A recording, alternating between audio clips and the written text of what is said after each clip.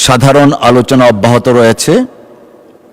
এ পর্যায়ে আলোচনায় অংশগ্রহণ করবেন নোয়াখালী 1 আসন থেকে নির্বাচিত মাননীয় সদস্য জনাব এ এম মাহবুব উদ্দিন।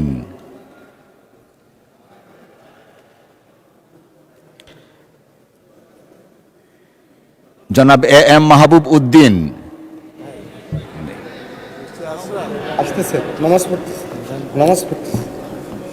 মাননীয় চিফ হুইপ কিছু বলতে চান? তো এই মুহূর্তে উনি উপস্থিত নেই, আর পরে দিয়ে না সেকেন্ড ম্যান অথবা থার্ড ম্যানকে দেন। এই মুহূর্তে তিনি উপস্থিত নেই, আপনি তার পরবর্তীতে দিয়েন। If that is the case, এই রুলস সবার ক্ষেত্রে অ্যাপ্লাই হবে।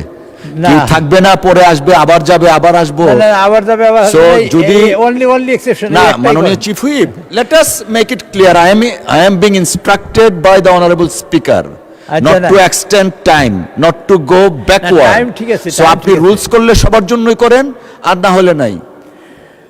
আচ্ছা ঠিক আছে মাননীয় স্পিকার, আপনি যেটা মনে করেন সেটাই সঠিক। না না না, আমরা তো এই চেয়ার থেকে বসে আপনাদের ইনস্ট্রাকশন, আপনাদের কথা টাইম অনুসারে, সিরিয়াল অনুসারে চলি। টাইম ঠিক আছে, কিন্তু এই মুহূর্তে উনি উপস্থিত না থাকার কারণে নেক্সট টাইমে সেকেন্ড বক্তা বা থার্ড বক্তা দিন। এখন একজনের দেন, বরকতুল্লাহ বুলু সাহেব আছেন, তারা দিতে পারেন।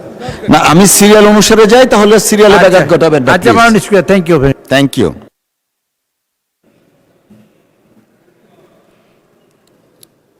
জনাব মোহাম্মদ আবুল খায়ের ভূঁইয়া।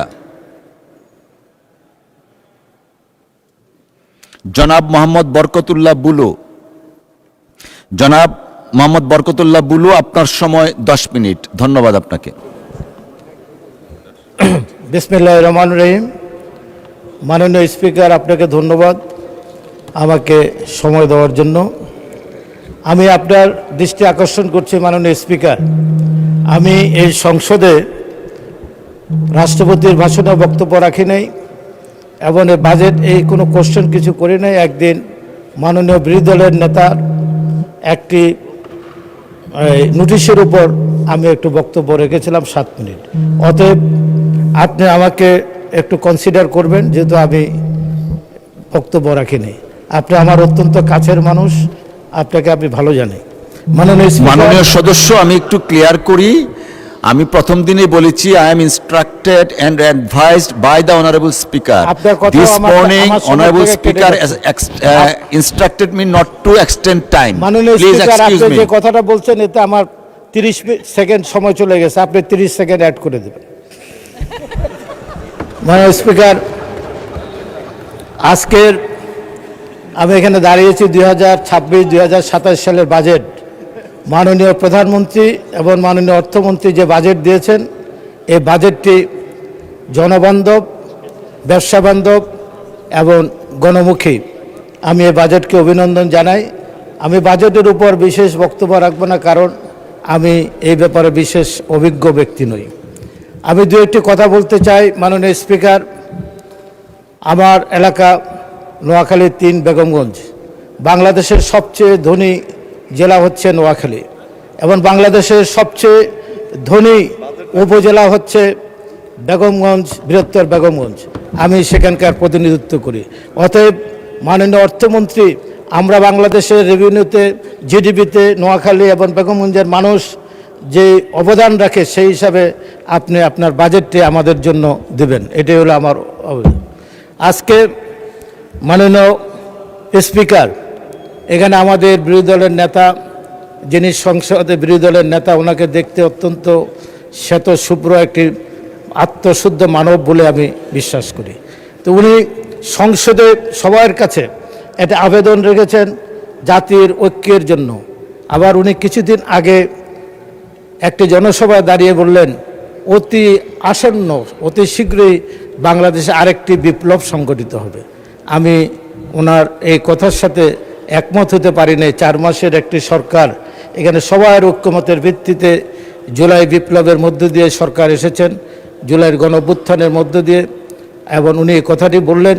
আমি অত্যন্ত ব্যথিত হয়েছে, কারণ উনি ওনার মতন একজন সজ্জন দেশপ্রেমিক ব্যক্তি 4 বছরের সরকারকে বিপ্লবের মাধ্যমে 4 মাসের সরকারের বিপ্লব, কি বিপ্লব হবে আল্লাহ জানে, এক আল্লাহ ছাড়া বলতে পারবেন। এখানে আমি আরেকটি কথা বলতে চাই মাননীয় স্পিকার, আমরা যে এলাকার সমস্ত মানুষ আমাদেরকে বলে, সেখানে একটি নির্বাচনের সময় একটি স্লোগান ছিল, আসিয়া যদি বেহেশতে যেতে পারে ফেরাউনের স্ত্রী, তাহলে আপনারা কেন যেতে পারবেন না? আমাদের মা বোনদের যে ইমান আকিদা নষ্ট হয়েছে, আমরা সবাই ফেরাউন হয়ে গেলাম, আর আমাদের স্ত্রীরা মা বোনরা সবাই আসিয়া হয়ে গেল। এই যে আসিয়ার কি কারণে বেহেশতে যাবে, এটা আল্লাহ নিজে খোদ কোরআনে বলে দিয়েছেন। আর সব টাকা দিয়ে 10,000 টাকা, বিভিন্ন টাকা চাল দিয়ে এই আসিয়াদের চরিত্র যেভাবে হরণ হয়েছে, আমি আপনাকে বলতে চাই, মাননীয় বিরোধী দলের নেতার কাছে আমার একটা আবেদন থাকবে, আপনি একটি দোয়া দিবস জাতির সামনে আপনি পেশ করবেন, আপনি দোয়া করবেন এই সংসদে যেন আমাদের সবার ইমান আকিদা ফেরত আসে। এই যে আমরা সবাইকে আসিয়া বানিয়ে ফেললাম আর আমরা সবাই ফেরাউন হয়ে গেলাম, এই ফেরাউন থেকে আমরা যেন ফেরত আসি আর আমাদের মা বোনরা যেন আসিয়ার থেকে ফেরত আসে। মাননীয় স্পিকার, আমি এখানে আরও অনেক কথা আসে, 1947 সালের কথা আসে। আমি 1946 সালে এই উপমহাদেশে ডাইরেক্ট অ্যাকশন ডে হয়েছিল হিন্দু মুসলিম দাঙ্গার সময়। সেই সময় মতুয়া সম্প্রদায়ের নেতৃত্ব ডক্টর যোগেন্দ্রনাথ, এই শিডিউল কাস্টের নেতারা সেদিন মুসলিম লীগের সাথে ঐক্যবদ্ধ হয়ে পাকিস্তানের পক্ষে তারা ভোট দিয়েছিলেন, এবং সে কারণে এই পূর্ব বাংলার 5টি জেলা সেদিন পাকিস্তান হয়েছিল, পূর্ব পাকিস্তান হয়েছিল। এবং সেদিন এই মুসলিম লীগের নেতা হোসেন সৈয়দ সরওয়ার্দী এবং মুসলিম লীগের আপনার হিন্দু উচ্চবর্ণের হিন্দুরা ডক্টর আম্বেদকরকে বোম্বেতে ভোট দেয়নি, উনি পরাজিত হয়েছিলেন। তারপর উনি যশোর এবং খুলনা একটি আসনে হোসেন সৈয়দ সরওয়ার্দী এবং ডক্টর যোগেন্দ্রনাথের সহায়তায় উনি এখান থেকে নির্বাচিত হয়েছিলেন। 47 সালের পরে এটা পাকিস্তান হওয়ার পরে ওনার আবার গণপরিষদ সদস্য বাতিল হয়ে যায়। আমি এই কথাটি এই জন্য বলছি, সেদিন উচ্চবর্ণের হিন্দুদের বিরুদ্ধে এই ডক্টর যোগেন্দ্রনাথ, তার একটি সংগ্রাম ছিল, মুসলিম লীগেরও একটি সংগ্রাম ছিল। তারা এই দেশের মানুষের মুক্তির জন্য একসাথে কাজ করেছেন, পাকিস্তানের সপক্ষে এই পূর্ব বাংলাকে আলাদা একটি রাষ্ট্র রাখার জন্য তারা চেষ্টা করেছিলেন, সেটা ব্যর্থ হয়েছেন। তা আমি এখানে এই কথাটি এই জন্য বলছি যে এবারকার আমি আমাদের দেশের হিন্দু ভাইদেরকে আমি ধন্যবাদ দিতে চাই। 46 সালে তারা যেভাবে 47 সালে পাকিস্তানের পক্ষে হিন্দু সম্প্রদায়ের এই শিডিউল কাস্টের নেতারা তারা ভোট দিয়ে 5টি জেলাকে পাকিস্তান করেছিল, এবারও তারা বাংলাদেশকে রক্ষা করার জন্য তারা সমস্ত হিন্দু ভাইরা, শতকরা 99% হিন্দু ভাইরা এই বিএনপির ধানের শীষে শহীদ প্রেসিডেন্ট জিয়া রহমানের প্রতীক, স্বাধীনতার মহান ঘোষক বেগম খালেদা জিয়ার প্রতীক ধানের শীষের প্রতি ভোট দিয়ে তারা বিএনপিকে ক্ষমতা আনার চেষ্টা করে। কী কারণে আমি তাদেরকে জিজ্ঞাসা করেছি, আমরা 1971 সাল আর দেখতে চাই না, আমরা 1 কোটি মানুষ সেদিন ভারতে নির্বাসিত হয়েছিলাম, আমরা রিফিউজি হয়েছিলাম, এবারও যদি আমরা আতঙ্কিত, যদি বিএনপি ক্ষমতা না আসে আবার না আমাদেরকে ভারতে চলে যেতে হয়। তো এই অবস্থা থেকে 1971 সালের মহান মুক্তিযুদ্ধকে ধারণ করে আমরা 30 লক্ষ শহীদের রক্তের সাথে আমরা যেন আমরা বেমানি না করি, এটাকে ধরে রেখে আমাদের বাংলাদেশের অর্থনীতি, বাংলাদেশের বাজেট, আমি যদি এখানে দাঁড়িয়ে বলতে চাই, অর্থমন্ত্রী আছেন, বাংলাদেশের বাজেট প্রণয়ন করার জন্য কোথাও যেতে নাই।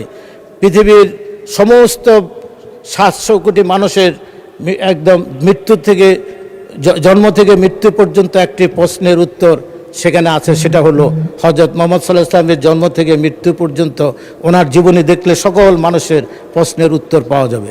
আর বাংলাদেশের জন্মের পর বাংলাদেশের এই যে বাজেট প্রণয়ন, বাংলাদেশের সকল সমস্যা, এটা যদি আপনি দেখতে চান তাহলে জিয়া রহমানের স্বাধীনতার ঘোষণা থেকে ওনার 4.5 বছরের ক্ষমতায় উনি যেভাবে দেশকে উন্নয়ন করেছেন, উনি 1-2টি বাজেট উনি নিজে অর্থমন্ত্রী হিসেবে ঘোষণা দিয়েছিলেন, বাজেট পেশ করেছিলেন। ওনার বাজেটের দিকে তাকালে, ওনার দেশ শাসনের দিকে তাকালে, ওনার দেশপ্রেমের দিকে তাকালে আমাদের সমস্ত প্রশ্নের বাংলাদেশের উত্তর পাওয়া যাবে শহীদ প্রেসিডেন্ট জিয়া রহমানকে। এখানে শহীদ প্রেসিডেন্ট জিয়া রহমান থেকে যদি আমরা বিচ্যুত হই তাহলে বাংলাদেশের স্বাধীনতার সার্বভৌমত্বের আপনার হুমকির সম্মুখীন হবে। আমি মাননীয় স্পিকার আপনার মাধ্যমে অর্থমন্ত্রীর কাছে দাবি রাখতে চাই, আজকে ইরান পৃথিবীতে একটি মডেল হয়েছে, উত্তর কোরিয়া মডেল হয়েছে। কি কারণে? তারা যদি সামরিক খাতে এই উন্নতি না করতে পারতো তাহলে আজকে ইরানের মানচিত্র থাকতো না। আমিও আজকে এই হাউজে আপনার মাধ্যমে সবার কাছে 300 সংসদ সদস্য সবার কাছে আবেদন রাখবো, বাংলাদেশের সামরিক খাতে 42,000 কোটি টাকা নয়, 1 লক্ষ কোটি টাকা বাংলাদেশের সামরিক খাতে বাজেট করা হয়েছে। বাংলাদেশ কারো বিরুদ্ধে যুদ্ধ করবে না, কিন্তু মানে আপনার আত্মরক্ষার জন্য আমাদের প্রস্তুতি থাকা প্রয়োজন। এই খাতে যদি ইরান যদি এই প্রস্তুতি না রাখতো, তাহলে ইরানের মানচিত্র থেকে ইরান বসে যেত। তাই আমি আমার বক্তব্যে আরেকটু কিছু বলতে চাই, আমার এলাকার দিকে যাই। এবার আমি আরেকটি কথা বলতে চাই, গাজীপুর এবং সাভার হচ্ছে নারী শ্রমিকদের আবাসস্থল এবং কর্মস্থল। এখানে একটি অত্যাধুনিক নারী শ্রমিক হাসপাতাল করার জন্য আমি সরকারের কাছে আবেদন রাখছি। আজকে আমি আমার এলাকার কথা কিছু বলতে চাই। মাননীয় স্পিকার, আমি আগেই বলেছি, আমার বেগম খালেদা জিয়া ক্ষমতায় থাকার সময় আমার চমুনি এসএ কলেজটি বন্ধ হয়ে গেছিল। প্রায় 40 একরের উপরে কলেজটি নির্মিত। এই কলেজের উনি 13টি বিভাগে সেদিন অনার্স কোর্স চালু করেছিলেন, 105 জন শিক্ষক নিয়োগ দেওয়ার ব্যবস্থা করেছিলেন। আমি আপনার মাধ্যমে শিক্ষামন্ত্রী এখানে নাই আছেন, বলল যে ন্যূনতম 6টি মাস্টার্স কোর্স এই কলেজে চালু করার জন্য দাবি জানাচ্ছি। আমার এখানে একটি শহীদ প্রেসিডেন্ট জিয়াউর রহমান, একটু 1 মিনিট বাড়ায় দেবেন স্পিকার, 1 মিনিট। একটি ভোকেশনাল ডিপ্লোমা ইনস্টিটিউট করেছিলেন, আমি সেটাকে 91 সালে ডিপ্লোমা করেছিলাম, 2001 সালে এটাকে বিএসসি ইঞ্জিনিয়ারিং কলেজে রূপান্তর করেছি। শহীদ প্রেসিডেন্ট জিয়াউর রহমান 30 বিঘার উপর একটি ATI, একটি এগ্রিকালচার ট্রেনিং ইনস্টিটিউট করে গেছেন। সেখানে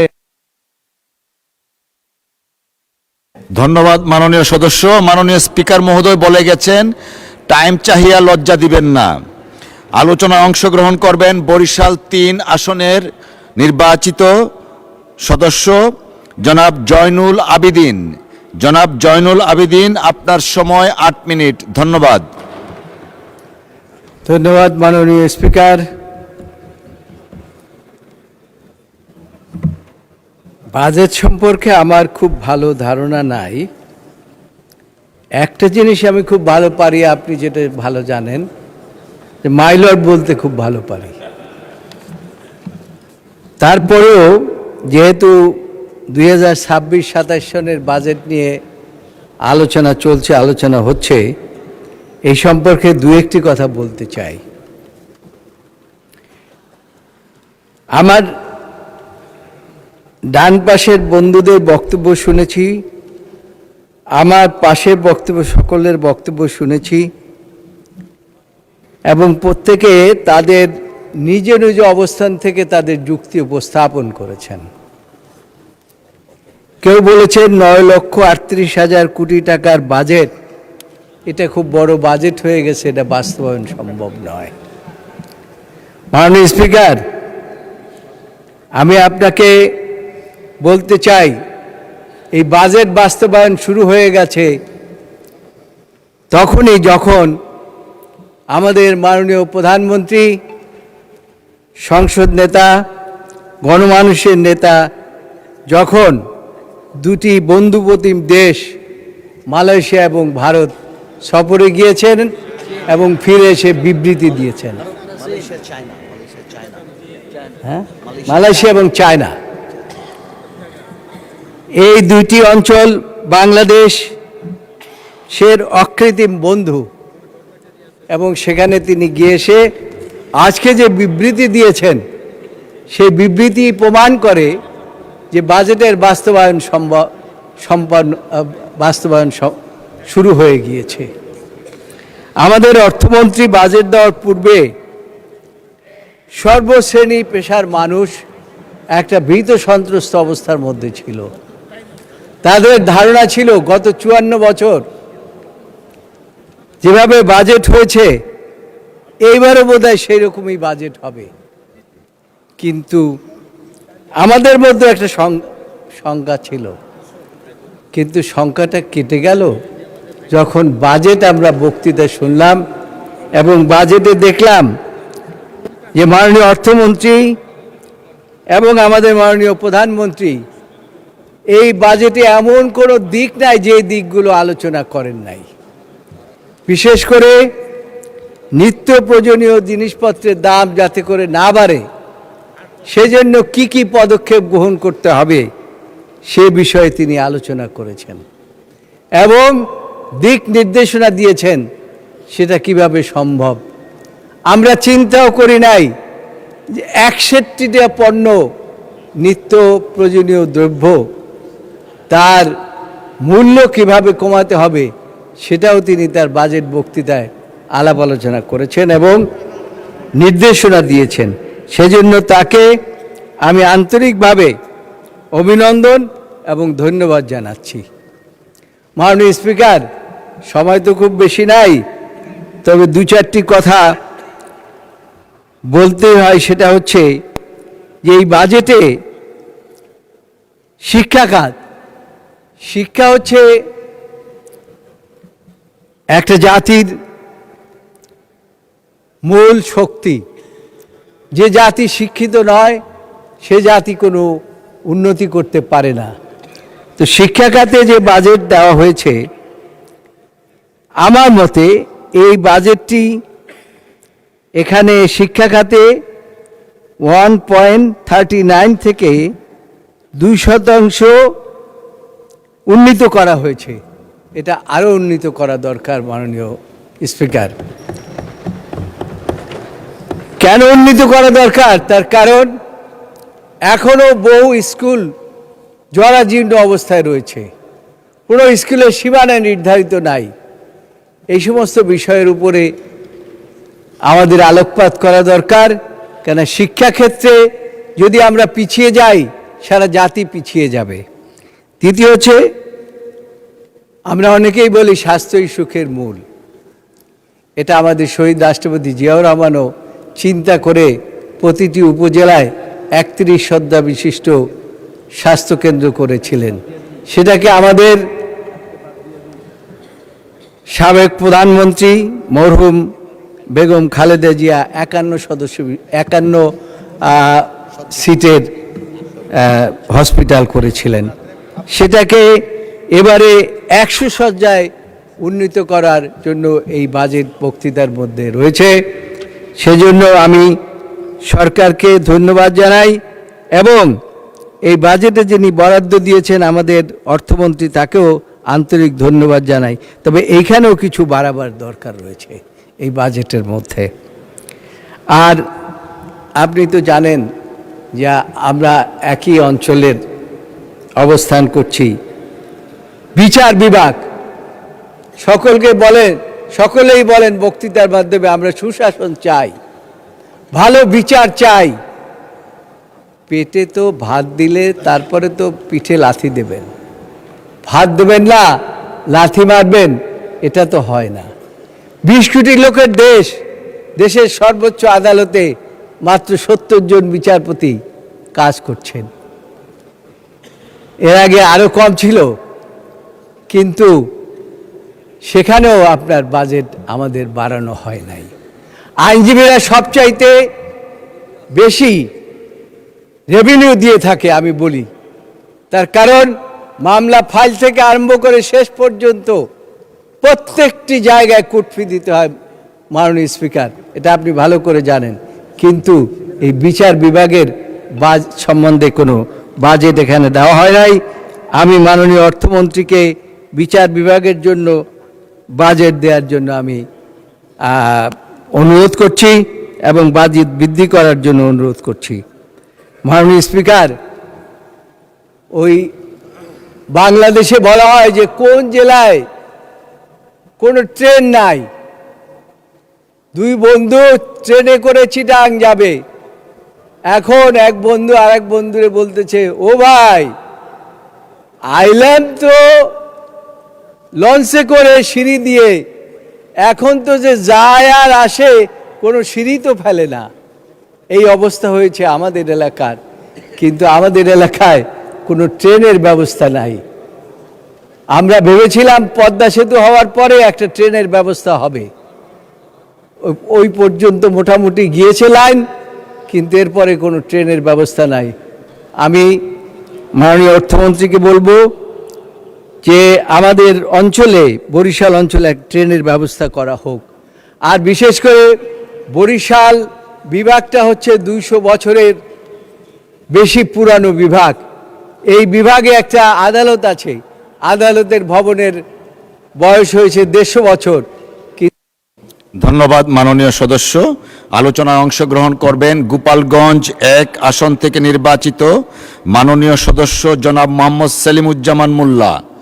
জনাব মোহাম্মদ সেলিমুজ্জামান মোল্লা, আপনার সময় 6 মিনিট। ধন্যবাদ। মাননীয় স্পিকার, আপনাকে ধন্যবাদ। মাননীয় স্পিকার, 2026-27 অর্থ বছরে বাজেট আলোচনায় আমাকে সুযোগ দেওয়ার জন্য আপনাকে ধন্যবাদ জানাই, কৃতজ্ঞতা জানাই। মাননীয় স্পিকার, আমি আমার বক্তব্যের শুরুতেই শ্রদ্ধাভরে স্মরণ করছি মহান স্বাধীনতার ঘোষক, বাংলার রাখাল রাজা, আমাদের এই বাংলাদেশের ইতিহাসের সবচেয়ে সফল অর্থমন্ত্রী হিসেবে আমি আখ্যা দিব আমাদের সদ্য নেতা, আমাদের প্রতিষ্ঠাতা, প্রথম রাষ্ট্রপতি শহীদ রাষ্ট্রপতি জিয়াউর রহমানকে। আমি এ কারণেই ওনাকে সফল অর্থমন্ত্রী বলবো যে উনি স্বাধীনতার পর বিশেষ করে 15ই আগস্টের পরে উনি যখন এদেশের শাসন ক্ষমতা অধিষ্ঠিত হয়েছিলেন, উনি সরকার প্রধান হয়েও উনি কিন্তু অর্থ মন্ত্রণালয়ের দায়িত্ব নিয়েছিলেন।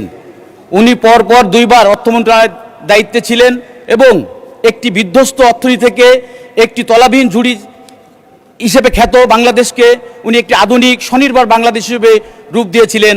আমি শ্রদ্ধাভরে স্মরণ করছি আমার সেই মহান নেতাকে। মাননীয় স্পিকার, আমি শ্রদ্ধাভরে স্মরণ করছি আমাদের মা, গণতন্ত্রের মা, এদেশের 3 বারের সাবেক প্রধানমন্ত্রী মরহুমা দেশনেত্রী বেগম খালেদা জিয়াকে। মাননীয় স্পিকার, আমি শ্রদ্ধাভরে স্মরণ করছি 1971 সালের মহান স্বাধীনতা যুদ্ধে বীর শহীদদের এবং 2024 সালের জুলাই আগস্টের ছাত্র জনতার ঐতিহাসিক গণ অভ্যুত্থানের সেই সব বীর ও সাহসী আত্মোৎসর্গকারী ভাই বোনদের, যাদের রক্তের বিনিময়ে আজ আমরা স্বাধীন ও মুক্ত পরিবেশে নতুন এক বাংলাদেশের অর্থনীতি পুনর্গঠনের লক্ষ্যে এই পবিত্র সংসদে দাঁড়িয়ে কথা বলতে পারছি। আমি কৃতজ্ঞতার সাথে স্মরণ করছি গোপালগঞ্জ 1 আসনের অন্তর্গত মকসিদপুর ও কাশিয়ানী এলাকার সকল মানুষকে, যারা দল মত নির্বিশেষে তারা তাদের সমর্থন দিয়ে আমাকে এই মহান জাতীয় সংসদে তাদের প্রতিনিধি হিসেবে পাঠিয়েছে। মাননীয় স্পিকার, মাননীয় অর্থমন্ত্রী আজকে এক বিশাল ও যুগোপযোগী বাজেট উপহার দিয়েছেন। এটি শুধু ব্যয়ের হিসাব নয়, এটি আমাদের অর্থনৈতিক গণতন্ত্রায়ন এবং ডিরেগুলেশনের মাধ্যমে একটি $1 ট্রিলিয়ন অর্থনীতি রূপান্তরের দূরদর্শী দলিল। মাননীয় স্পিকার, বৈষয়িক অর্থনৈতিক মন্দা এবং পরিবর্তিত পরিস্থিতিতে বাংলাদেশের সামগ্রিক প্রেক্ষাপটে মাননীয় অর্থমন্ত্রীর প্রস্তাবিত 9,18,000 কোটি টাকার বাজেট, আমাদের 38,000 কোটি টাকার বাজেট আমাদের সবার জন্য বিশাল এক সম্ভাবনার দ্বার খুলেছে। যথাযথভাবে বাজেট বাস্তবায়নের মাধ্যমে দারিদ্র্য বিমোচন, কর্মসংস্থান সৃষ্টি এবং অর্থনৈতিক ক্ষেত্রে গতি আনা সম্ভব হবে বলে আমি মনে করি। মাননীয় স্পিকার, এই বাজেটের সবচেয়ে সুন্দর দিক হলো এর দর্শন। আমরা শিক্ষিত এবং আত্মনির্ভরশীল জাতি গঠন করতে চাই। অতীতের মতো কেবল বড় বড় ভৌত অবকাঠামোর পিছনে অন্ধের মতো না ছুটে এবার সর্বোচ্চ অগ্রাধিকার দেওয়া হয়েছে মানব সম্পদ উন্নয়ন, শিক্ষা ও স্বাস্থ্য খাতে। মাননীয় স্পিকার, আপনি যে বিশ্ববিদ্যালয়ে পড়াশোনা করেছেন, আমি ওই বিশ্ববিদ্যালয়ের ছাত্র ছিলাম। আমরা সবসময় দেখেছি সেই 87-88 সাল থেকে ওই বিশ্ববিদ্যালয়ে আমরা দেখেছি বাজেট ঘোষণার পরেই আমরা কিন্তু সবসময় একটা জিনিস দাবি করতাম, সেটা হলো শিক্ষা খাতে সর্বোচ্চ বরাদ্দ দিতে হবে। আমাদের মাননীয় অর্থমন্ত্রী, আমাদের মাননীয় প্রধানমন্ত্রীর পরামর্শে এবার কিন্তু আমাদের শিক্ষা খাতে সর্বোচ্চ বরাদ্দ দিয়েছেন মাননীয় স্পিকার। আমি বিশ্বাস করি বিএনপি যখনই ক্ষমতায় আসে তখনই শিক্ষা খাতকে সবচেয়ে গুরুত্ব দিয়ে থাকেন। আমাদের নেতা শহীদ রাষ্ট্রপতি জিয়াউর রহমান, উনি যখন ক্ষমতায় এসেছিলেন উনি কিন্তু নিরক্ষরমুক্ত বাংলাদেশ গড়ার জন্য নৈশ স্কুল করেছিলেন। বয়স্ক লোকদেরকে শিক্ষা দেওয়ার জন্য উনি নিরক্ষরমুক্ত বাংলাদেশ গড়ার জন্য কিন্তু সবচেয়ে বেশি পরিশ্রম করেছিলেন মাননীয় স্পিকার। আমাদের প্রিয় নেত্রী দেশনেত্রী বেগম খালেদা জিয়া যখনই ক্ষমতায় এসেছেন 1991 সালে উনি কিন্তু সর্বপ্রথম গুরুত্ব দিয়েছিলেন বাধ্যতামূলক প্রাথমিক শিক্ষাকে। উনি প্রাথমিকটাকে অবৈতনিক ঘোষণা করেছিলেন মাননীয় স্পিকার। মাননীয় স্পিকার, আমি এজন্যই বলতে চাই, আমাদের প্রিয় নেতা জনাব তারেক রহমান, আমাদের প্রিয় নেত্রীর সুযোগ্য উত্তরসূরি, উনিও কিন্তু এবার বাজেটে সর্বোচ্চ শিক্ষা খাতে বরাদ্দ দিয়েছেন। মাননীয় স্পিকার, আমি আমার এলাকার কথা একটু বলতে চাই। আমার এলাকা ঢাকার থেকে আমার এলাকায় যেতে 1 ঘন্টা সময় লাগে। আমার এলাকার দূরত্ব ঢাকার থেকে 80 কিলোমিটার। আমরা কৃষি নির্ভর অঞ্চলের একটা মানুষ, আমাদের এখানে কিন্তু কোনো শিল্প কারখানা নেই। আমি আপনার মাধ্যমে মাননীয় অর্থমন্ত্রীকে বলবো, আমাদের এই অঞ্চলের, আমাদের ঢাকা ভাঙ্গা যে রাস্তাটি আছে, এটি 4 লেন বিশিষ্ট আছে। এই রাস্তাটি যদি আমরা ভাঙ্গা মংলা, ভাঙ্গা বেনাপোল, ভাঙ্গা বরিশাল 6 লেনে উন্নত করতে পারি, আমরা কিন্তু এখানে একটা শিল্পনগর গড়ে তুলতে পারি। মাননীয় স্পিকার, আমি মাননীয় স্পিকার আপনার মাধ্যমে মাননীয় মন্ত্রীর কাছে আবেদন জানাবো, আপনারা গোপালগঞ্জের দিকে একটু নজর দিবেন। গোপালগঞ্জে সত্যি সত্যি অনেক অবকাঠামো আছে, অবকাঠামোর উন্নয়ন হয়েছে, কিন্তু মূলত সেই অবকাঠামোর ভিতরে সেই অবকাঠামো পরিচালনা করার জন্য যা যা দরকার সেরকম কোনো কিন্তু ব্যবস্থা নেই। মাননীয় স্পিকার, আমি জামাতে ইসলামের একজন বন্ধুর কথা বলতে চাই। আমরা 71 দেখিনি, আমরা আমাদের মুরব্বীদের কাছে 71-এর কথা শুনেছি। আমাদের 86 সাল দেখার সুযোগ হয়েছে, আমাদের 93 সাল দেখার সুযোগ হয়েছে, আমাদের 2008 সাল দেখার সুযোগ হয়েছে। সর্বোপরি এখন আমরা ওনাদের চেহারা দেখছি। আমাদের সবচেয়ে বড় সৌভাগ্য, এতদিন অনেকেই গুপ্ত ছিলেন, তারা এখন প্রকাশ্যে রাজনীতি করছে। এ কারণেই আমাদের অসংখ্য ধন্যবাদ মাননীয় সদস্য। আলোচনায় অংশগ্রহণ করবেন সিরাজগঞ্জ 4 আসন থেকে নির্বাচিত মাননীয় সদস্য জনাব মোহাম্মদ রফিকুল ইসলাম খান। জনাব মোহাম্মদ রফিকুল ইসলাম খান, আপনার সময় 30 মিনিট, 30 মিনিটস। Thank you. মাননীয় স্পিকার, আপনাকে ধন্যবাদ। আমি আমার কথা বলার শুরুতেই আমি শ্রদ্ধার সাথে স্মরণ করছি 47, 71, 90 এবং 24-এ যারা জীবন দিয়েছেন, এবং আরও শ্রদ্ধার সাথে স্মরণ করছি আমাদের নেতা, সাবেক মন্ত্রী শহীদ মাওলানা মতিউর রহমান নিজামী সহ ফেসিবাদের আমলে আওয়ামী জামাত এবং বিএনপি সহ বাংলাদেশের নির্যাতিত মানুষেরা যারা জীবন দিয়েছেন, তাদেরকে আমি শ্রদ্ধার সাথে স্মরণ করছি। মাননীয় স্পিকার, আমাদের এখন বাজেট অধিবেশন চলছে, বাজেটের উপরে আলোচনা চলছে। বাজেটে অনেকেই বলছেন, আমাদের সরকারি দলের মাননীয় সদস্যবৃন্দ, যে এবারের বাজেট এত ভালো হয়েছে যে কেউ মিছিলও করে নাই, কেউ দামও বাড়ে নাই। আমি মনে করি কথাটা মোটেই সঠিক নয়।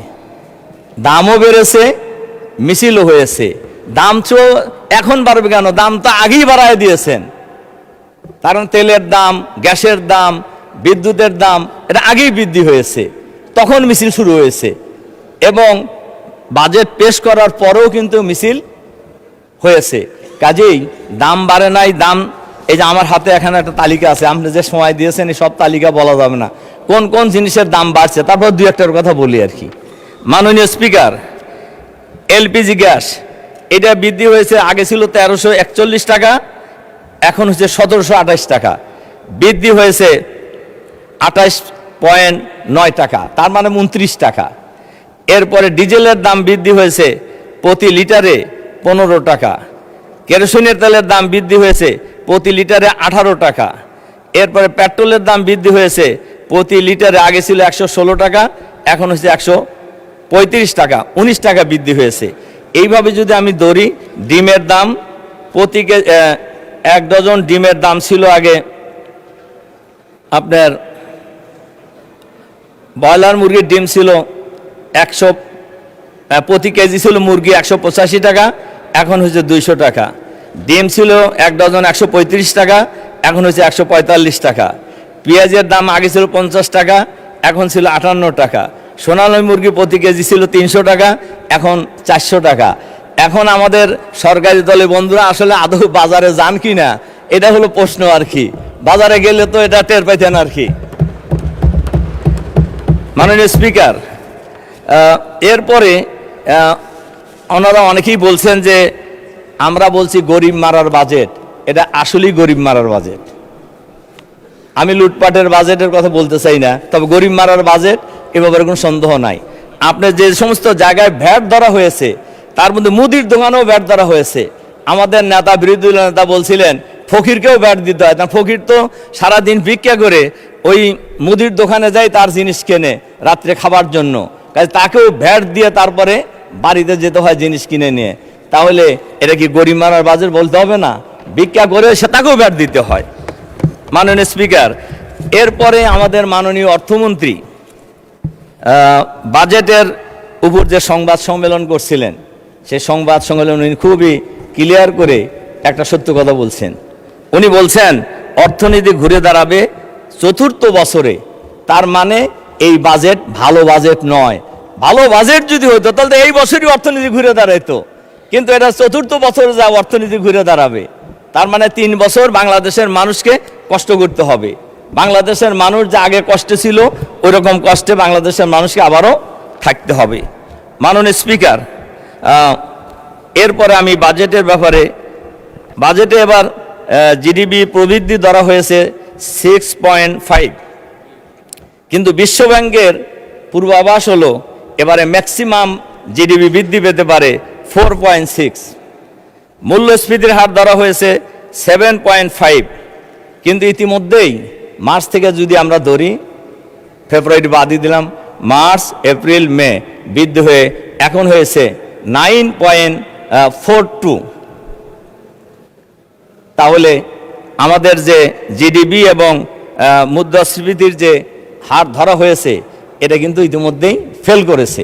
কাজেই এটা যে জনবান্ধব বাজেট এটা বলার কোনো সুযোগ এখানে নাই। মাননীয় স্পিকার, এবছরে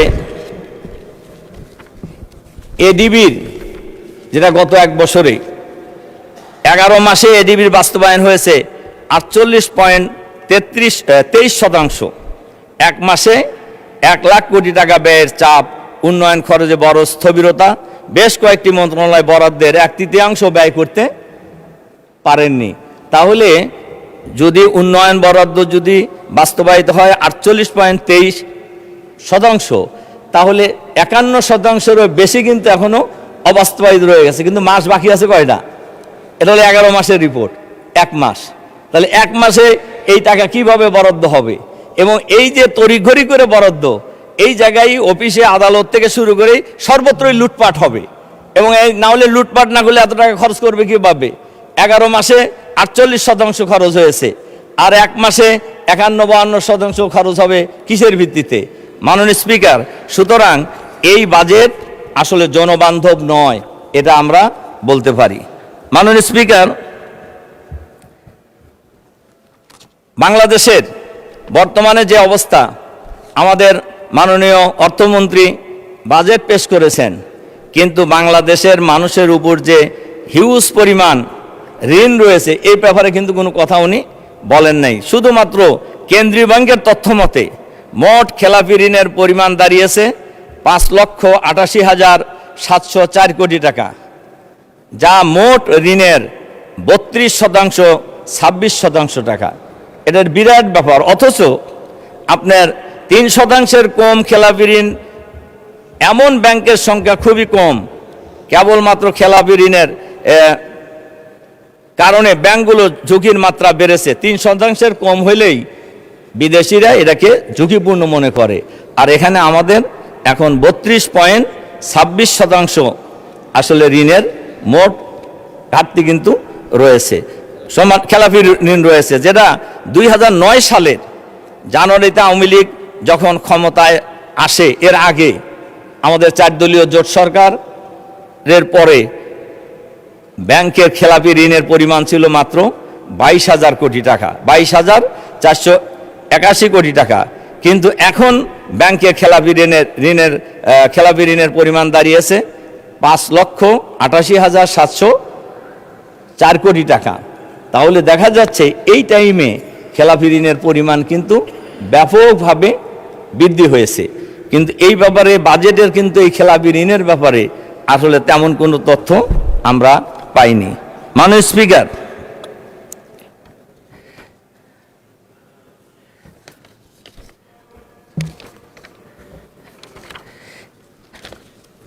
এবছরে এই সরকার ক্ষমতা আসার পরে যে বিদেশে ঋণ পরিশোধ করা হয়েছে, ঋণের টাকা দিয়ে ঋণ পরিশোধ, এটা একটা নতুন মাত্রা যুক্ত হয়েছে, যেটা আগামী কয়েক বছরের মধ্যে অনেক গুণ বৃদ্ধি পাবে। প্রায় 4 লক্ষ কোটি টাকা ঋণ পরিশোধ করতে হবে, যেটা আমাদের মতো দেশে কোনোভাবেই সম্ভব নয়। সম্মানিত মাননীয় স্পিকার, এই হলো আমি বাজেটের উপর কয়টা কথা বলার পর বাংলাদেশে বাজেট বাস্তবায়নের, বাংলাদেশের সমস্যার সমাধানের ক্ষেত্রে সবচাইতে বড় বাধা হয়ে দাঁড়িয়েছে এখন আইন শৃঙ্খলা পরিস্থিতি। আইন শৃঙ্খলা পরিস্থিতি গত 3 মাসের রিপোর্টে 100 দিনে খুন হয়েছে 605 জন, অপহরণ হয়েছে 196 জন। এটা হলো টিআইবির রিপোর্ট, এবং সেই রিপোর্টে বলা হয়েছে যে খুন যে হয়েছে 605 জন, এর মধ্যে সরকার দলের লোক খুন হয়েছে 288 জন। তাহলে সরকার দলের লোক খুন করলো কারা আর খুন হইল কারা? তাহলে দেখা যাচ্ছে যা হত্যাকাণ্ড হয়েছে, খুনের ঘটনা বাংলাদেশে যা ঘটেছে, এর প্রায় অর্ধেক মানুষ কিন্তু সরকার দলীয় হয়েছে। এর অর্থ হলো নিজের দলের লোকদেরকে নিজেরাই মেরেছে। এটাই যদি হয়, তাহলে যে সরকারের কাছে নিজের দলের লোকের জীবনের নিরাপত্তা নাই, সেই সরকারের কাছে বাংলাদেশের সাধারণ মানুষের জীবনের কি নিরাপত্তা আশা করা যেতে পারে? মাননীয় স্পিকার, এবং ধর্ষণের শিকার হয়েছে, এই বিস্তারিত রিপোর্ট আমাদের কাছে আছে। আমাদের মাননীয় স্বরাষ্ট্রমন্ত্রী আলহামদুলিল্লাহ উনি সব দিক দিয়ে দক্ষ, উনি সব মন্ত্রণালয়ে কিন্তু প্রক্সি দেন, কিন্তু উনি আইন শৃঙ্খলা রক্ষা করার ক্ষেত্রে আমি মনে করি ব্যর্থ হয়েছে। তার কারণ উনি আইন শৃঙ্খলা রক্ষা করতে পারেন নাই।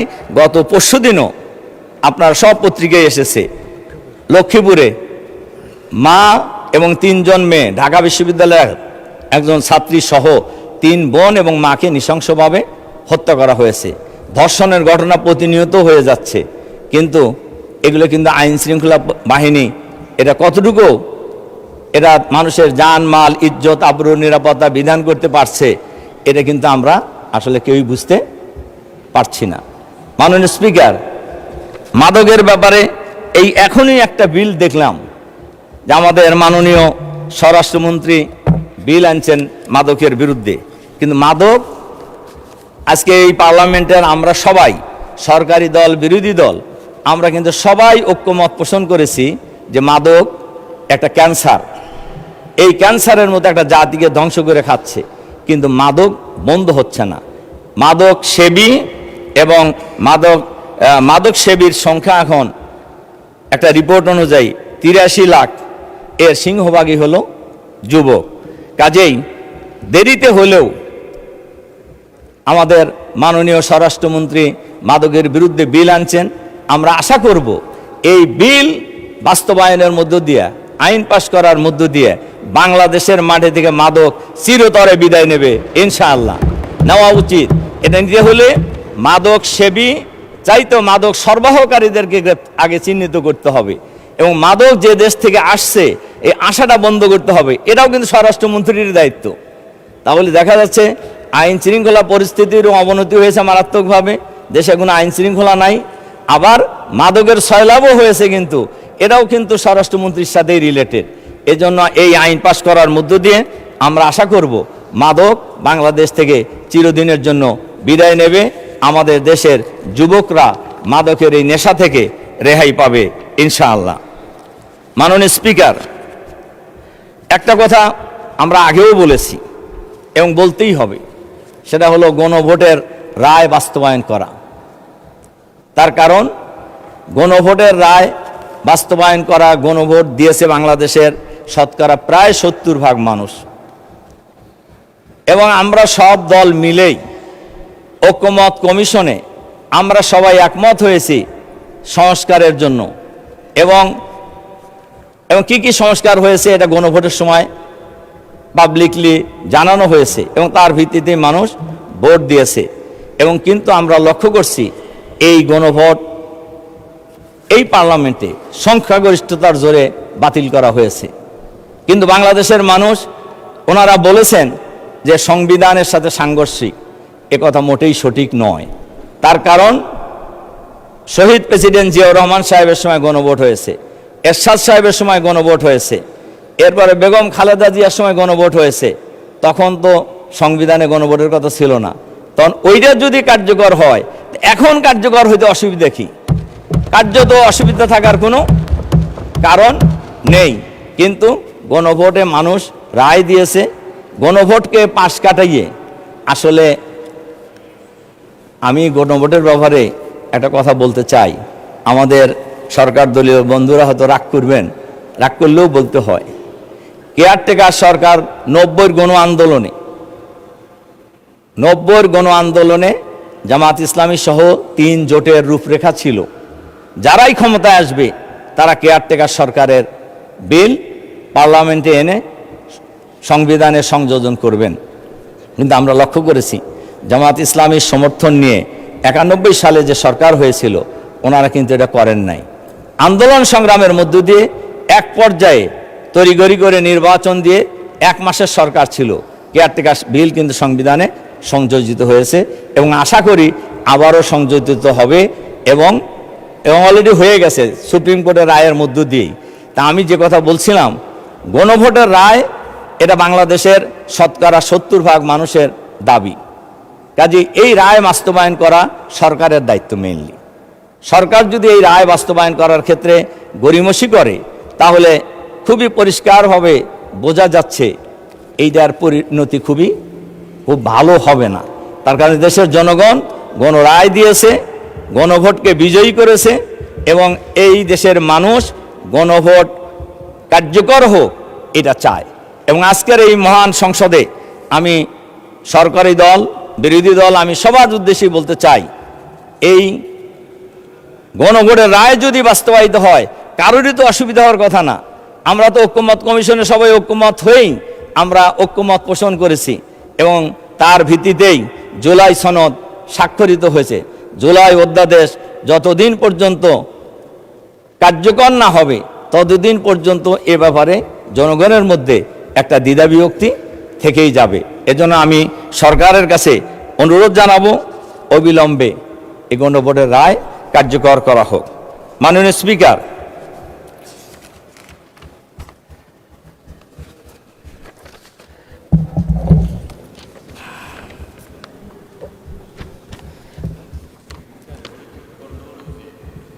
যে বিষয়ে মাননীয় স্পিকার, এরপরে আমি যে বক্তব্যটি রাখতে চাই, কওমি মাদ্রাসার 12 থেকে 14 লক্ষ ছাত্র রয়েছে, ছাত্রছাত্রী রয়েছে।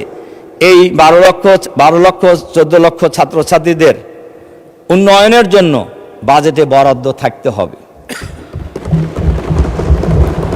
তার কারণ, তবে এক্ষেত্রে একটা কথা বলি, ভারতে এখানে কোনো বৈষম্য করা যাবে না, বরাদ্দ থাকতে হবে। তবে হায়াতুল উলিয়া যারা তাদের বোর্ড আছে, এদের সাথে আলাপ আলোচনা করেই এই বরাদ্দ কিভাবে কাজে লাগানো যায় এ ব্যাপারে বাস্তবায়ন করতে হবে। মাননীয় স্পিকার, বাজেট আমাদের নেতা আগেও বলেছেন, আমিও আবার বলছি, বাজেট জানুয়ারি থেকে ডিসেম্বর ক্যালেন্ডার অনুযায়ী হওয়া উচিত। এটার আগে একটু আগেই আমি এর প্রমাণ দিয়েছি। যদি জানুয়ারি টু ডিসেম্বর হয়, তাহলে এই যে ফাঁকফোকর খোঁজার, এই যে রেইনি সিজনে যে আপনার তড়িঘড়ি করে 1 মাসে 51% বাস্তবায়নের যে তাগিদ, এইটা আর তখন থাকবে না। এর সাথে সাথে আমি এ অনুরোধও জানাবো যে বাজেট প্রতি 3 মাস অথবা 4 মাস অন্তর অন্তর পর্যালোচনা হওয়া উচিত পার্লামেন্টে, যে বাজেট কতটুকু ব্যয় হলো, কত বাজেট নির্ধারিত ছিল, কত বাজেটের ব্যয় হয়েছে। মাননীয় স্পিকার,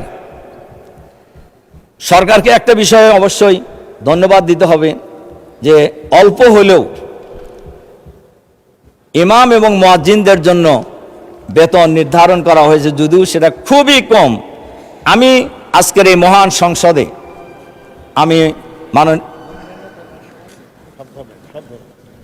শুধুমাত্র ইমাম মুয়াজ্জিন নয়, অন্যান্য ধর্মেরও যে উপাসনালয় আছে, সেই সমস্ত জায়গায় যারা দায়িত্ব পালন করছেন, পুরোহিত বা পাদ্রী যারা দায়িত্ব পালন করছেন, এবং সারা দেশেই যার যার অবস্থান অনুযায়ী আমি বেতন নির্ধারণ করার জন্য আমি এই মহান পার্লামেন্টে দাবি জানাচ্ছি। মাননীয় স্পিকার, আমাদের দেশের বেশিরভাগ মানুষ যারা ইসলাম জানে, চর্চা করার চেষ্টা করে, এরা কিন্তু ছোটবেলায় ফোরকানিয়া মাদ্রাসা, ইবতেদায়ী মাদ্রাসা থেকেই তাদের এই যাত্রাটা শুরু হয়। কাজেই কিন্তু এই ইবতেদায়ী মাদ্রাসার ছাত্র এবং শিক্ষকরা খুবই অবহেলিত। কাজে আমি মহান সংসদে আপনার মাধ্যমে আমি দাবি জানাচ্ছি যে ইবতেদায়ী মাদ্রাসা একটু যাচাই বাছাই করে এগুলোকেও সরকারিকরণের জন্য আমি সরকারের কাছে আহ্বান জানাচ্ছি। মাননীয় স্পিকার, জুলাই শহীদদের সাথে গত 16 বছরে জুলাই শহীদদের জন্য একটি ভাতা নির্ধারণ করা হয়েছে। আমি এর জন্য সরকারকে মোবারকবাদ জানাই। কিন্তু জুলাই শহীদদের সাথে এই 16 বছরে বাংলাদেশে যত লোক শহীদ হয়েছে, পঙ্গু হয়েছে, গুম হয়েছে, অপহরণ হয়েছে, এদেরও একটি নির্ধারিত পরিমাণ ভাতা নির্ধারণ করে পুনর্বাসনের ব্যবস্থা করা হোক। মাননীয় স্পিকার, কারিগরি শিক্ষা ব্যবস্থাকে আরও সমুন্নত করার জন্য, শক্তিশালী করার জন্য আমি মহান সংসদে আমি দাবি উত্থাপন করছি। মাননীয় স্পিকার, স্বাস্থ্য মন্ত্রণালয় এবং শিক্ষা মন্ত্রণালয় থেকে শুরু করে জনপ্রশাসনে আপনারা এর আগেও শুনেছেন, এখন সর্বত্রই দলীয়করণের উৎসব চলছে। এই উৎসব থেকে আমাদেরকে বিরত হইতে হবে। তার কারণ আমরা লক্ষ্য করছি গত ফেসিবাদের আমলে যে সকল ফেসিবাদের দোসররা বিভিন্ন জায়গায় অবস্থান করছেন, তারা এখনো স্ব জায়গায় আছেন এবং তাদের প্রমোশন হচ্ছে এবং তারা ভালো জায়গায় পোস্টিং পাচ্ছেন। কিন্তু এই 16 বছরে যারা নির্যাতিত হয়েছেন, ওএসডি হয়েছিলেন, এদেরকে আবার ওএসডি করা হচ্ছে, এদেরকে আবার অপেক্ষাকৃত কম গুরুত্বপূর্ণ জায়গায় পোস্টিং দিয়ে তাদেরকে নির্যাতনের শিকার হতে হচ্ছে। কাজেই আমি আজকের এই মহান সংসদের মাধ্যমে আমি সরকারের কাছে আহ্বান জানাবো। আমাদের শিক্ষামন্ত্রী এর আগে ছিলেন, এখন অবশ্য উনি নাই, এরপরে আমাদের স্বাস্থ্যমন্ত্রীও নাই। আমি আপনার মাধ্যমে আমি তাদেরকে অবহিত করতে চাই, আজকে সর্বত্রই যে দলীয়করণের যে উৎসব চলছে, আমরা তো এর আগেও বলেছি, এমনি জেলা পরিষদ, পৌরসভা, সিটি কর্পোরেশন, বিশ্ববিদ্যালয় সমূহ দলীয় লোকদেরকে নিয়োগ দেওয়া হয়েছে। এখন আমরা লক্ষ্য করছি প্রশাসনেও সর্বত্রই দলীয়করণ উৎসব চলছে এবং একটা বিশেষ শ্রেণীকে অবমূল্যায়ন করে আবারও আগেও তারা নির্যাতিত ছিল, এখনও তারা নির্যাতনের শিকার হচ্ছে। এর থেকে বেরিয়ে আসার জন্য আমি সরকারের কাছে আহ্বান জানাচ্ছি। মাননীয় স্পিকার, আমরা এর সাথে সাথে আরেকটা জিনিস আমরা লক্ষ্য করছি, শেখ হাসিনা দীর্ঘ 16 বছর, প্রায় 16 বছর ফ্যাসিবাদী শাসন চালিয়েছিল। এক পর্যায়ে ছাত্র জনতার আন্দোলনের মুখে তিনি দেশ থেকে পদত্যাগ করে পালিয়ে যেতে বাধ্য হন। কিন্তু আজ পর্যন্ত সরকার, অন্তর্বর্তীকালীন সরকার এবং বর্তমান সরকারেরও 5 মাস, শেখ হাসিনা সহ ফ্যাসিবাদের দোসর যারা বিদেশে পালিয়ে গেছেন তাদেরকে গ্রেপ্তার করে দেশে আনার কোনো কার্যকর উদ্যোগ এখন পর্যন্ত গ্রহণ করে নাই। আমি মহান সংসদে আপনার মাধ্যমে আমি সরকারের কাছে আহ্বান জানাতে চাই, শেখ হাসিনা সহ যারা বহু খুনের মামলার আসামি, ইতিমধ্যে তার সাজাও হয়েছে, তিনি সহ তাদেরকে ফ্যাসিবাদের দোসর যারা ছিলেন তাদেরকে গ্রেপ্তার করে দেশে ফিরিয়ে এনে এবং বিচারের মুখোমুখি করে বিচার কার্যক্রম যত তাড়াতাড়ি সম্ভব শেষ করার জন্য আমি আপনার মাধ্যমে আহ্বান জানাচ্ছি। মাননীয় স্পিকার, শরীফ ওসমান হাদি ফ্যাসিবাদী আমলের পরে তাকে নৃশংসভাবে হত্যা করা হয়েছে। আমাদের মাননীয় স্বরাষ্ট্রমন্ত্রী বলেছেন বক্তৃতায়, বাইরে সম্ভবত এক বক্তৃতা শুনলাম, ওসমান হাদির খুনিদেরকে গ্রেপ্তার করা হয়েছে, তাদেরকে ফিরিয়ে আনা হবে। আমার প্রশ্ন হলো, ফিরিয়ে আনতে দেরি হচ্ছে কেন? এটা তো আলোচিত ঘটনা। অবিলম্বে ওসমান হাদির খুনিদেরকে, যারা গ্রেপ্তার হয়েছে এবং যারা গ্রেপ্তার হয় নাই, তাদের দেশে থাকুক অথবা বিদেশে থাকুক, তাদেরকে গ্রেপ্তার করে দেশে ফিরিয়ে এনে আইনের কাঠগড়ায় দাঁড় করানোর জন্য আমি সরকারের প্রতি আহ্বান জানাচ্ছি। মাননীয় স্পিকার, আমরা যদি সব মিলে যদি চিন্তা করি, তাহলে আমাদের এই বাংলাদেশ একটি সুন্দর বাংলাদেশ। এই বাংলাদেশে এখন বড় সমস্যা হলো দুর্নীতি, কিন্তু দুর্নীতি বন্ধ করার জন্য কার্যকর কোনো উদ্যোগ গ্রহণ করা হয় নাই। দুর্নীতি কমিশন এখন পর্যন্ত গঠন করা হয় নাই, গুম কমিশন এখন পর্যন্ত গঠন করা হয় নাই, অথচ এগুলি সবই কিন্তু ছিল, কিন্তু এগুলিকে এরা পদত্যাগ করেছে সরকারের সিদ্ধান্তের কারণেই, অথবা সরকারের সিদ্ধান্তের প্রতি তারা প্রতিবাদ স্বরূপ তারা পদত্যাগ করেছে। মাননীয় স্পিকার, এক্ষেত্রে আমাদের মাননীয় অর্থমন্ত্রী যে বাজেট পেশ করেছেন, সেই বাজেটের মধ্যেও দুর্নীতি দমন কমিশন, খুন গুম কমিশনের ব্যাপারেও আলাদা করে কোনো বাজেট রাখা হয়েছে বলে এটা প্রতীয়মান হয় নাই।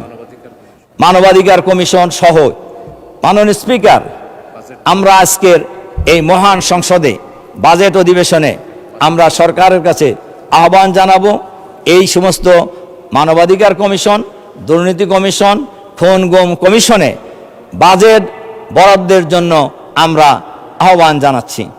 মাননীয় স্পিকার, এর সাথে সাথে আমরা বাজেটের পাশাপাশি মাননীয় স্পিকার আরেকটা কথা বলতে হয়, দুর্নীতি মুক্ত এজন্যই করতে হবে, গত 25 সালে বাংলাদেশ থেকে টাকা পাচার হওয়ার একটা নিরাপদ রাখার জায়গা হলো সুইস ব্যাংক। সুইস ব্যাংকে 12,000 কোটিরও বেশি টাকা এই বাংলাদেশ থেকে গত 1 বছরে পাচার হয়েছে। যদি এটা কারা করলো? যদিও এটা অন্তর্বর্তীকালীন সরকারের সময় ছিল, কিন্তু এইটা বের করার দায়িত্ব বর্তমান সরকারের। কিন্তু বর্তমান সরকার এই টাকা, পাচারকৃত টাকা ফেরত আনার ব্যাপারে কি কোনো কার্যকর পদক্ষেপ গ্রহণ করেছেন? বাংলাদেশের আপনার সরকার দলীয় একজন সংসদ সদস্য, যিনি বড় অর্থনীতিবিদ, উনি বলেছেন বাংলাদেশের ব্যাংকিং ব্যবস্থার এখন বেহাল দশা, এবং ব্যাংকিং ব্যবস্থার বেহাল দশার অন্যতম কারিগর হলো এবং ব্যাংক লুটেরা এস আলম। শুধুমাত্র ইসলামী ব্যাংক থেকে তিনি 85,000 কোটি টাকা লুট করে নিয়ে গেছেন, অন্য অন্য ব্যাংক থেকে প্রায় 1.5 লক্ষ কোটি টাকা উনি লুটপাট করে নিয়ে গেছেন। আমাদের জন্য দুর্ভাগ্য, এই টাকা ফেরত আনার জন্য সরকার এখন পর্যন্ত কোনো ব্যবস্থা গ্রহণ করে নাই। আরো দুর্ভাগ্য আমাদের জন্য, একজন প্রভাবশালী মন্ত্রী এই ব্যাংক ডাকাত এস আলম অন্যায়ভাবে, অবৈধভাবে 11,000-এর মতো কর্মচারী নিয়োগ করেছিলেন। এই মহান পার্লামেন্টে এই কর্মচারীদের চাকরি ফেরত দেওয়ার জন্য দাবি জানিয়েছেন একজন প্রভাবশালী মন্ত্রী। মাননীয় স্পিকার, এর দ্বারা কি বোঝা যায়? এর দ্বারা এটাই বোঝা যায় যে এই ব্যাংক ডাকাতের সাথে ওই মন্ত্রীর কোনো না কোনোভাবে যোগসূত্র থাকতে পারে, নইলে এই কর্মচারীদের আজ পর্যন্ত উনি ছাড়া আর কেউ এই চাকরি ফেরত দেওয়ার কথা বলে নাই। আমাদের নেতা, বিরোধী দলীয় নেতা এ ব্যাপারে কথা বলেছেন যে মিনিমাম নিয়মটুকু রক্ষা করে ওই চাকরি তাদেরকে দেওয়া হয় নাই। মাননীয় স্পিকার, কাজেই বর্তমান ব্যাংক কর্তৃপক্ষ তাদেরকে কিন্তু একটা সুযোগ দিয়েছিল যে আসা পরীক্ষা দেওয়ার জন্য, কিন্তু তারা সেই সুযোগ গ্রহণ করেন নাই। সুযোগ গ্রহণ তারা 2টা কারণে করেন নাই। হয়তো একটা, তারা মনে করছেন গেলে এবারে কোনো মিনিমাম পরীক্ষা হলেও তারা পাশ করতে পারবে না, অথবা মনে করছেন যে চাকরি তাদের হয়তো সরকার তাদেরকে আবার দেখে দিয়ে দেবে। আমি মনে করি কোনোটাই একটা দেশের জন্য, ব্যাংকিং ব্যবস্থার জন্য মোটেই ভালো নয়। মাননীয় স্পিকার, কাজেই এস আলম নয়, আরও যত ব্যাংক লুটেরা আছে, আরও যত দুর্নীতিবাজ আছে, এই যে প্রায় 30 লক্ষ কোটি টাকা বাংলাদেশ থেকে বিদেশে পাচার হয়েছে, এই পাচারকৃত টাকা ফেরত আনার জন্য সরকারকে বিশেষ ব্যবস্থা গ্রহণ করার জন্য আমি আহ্বান জানাচ্ছি। এটা সরকারেরই দায়িত্ব, বিরোধী দলও পারবে না, অন্য মানুষ তো পারার প্রশ্নই আসে না। কিন্তু আমরা কিন্তু এই পর্যন্ত লক্ষ্য করছি যে এই যে 30 লক্ষ কোটি টাকা ফেরত আনার ব্যাপারে সরকার কিন্তু তেমন কোনো কার্যকর ব্যবস্থা গ্রহণ করেন নাই।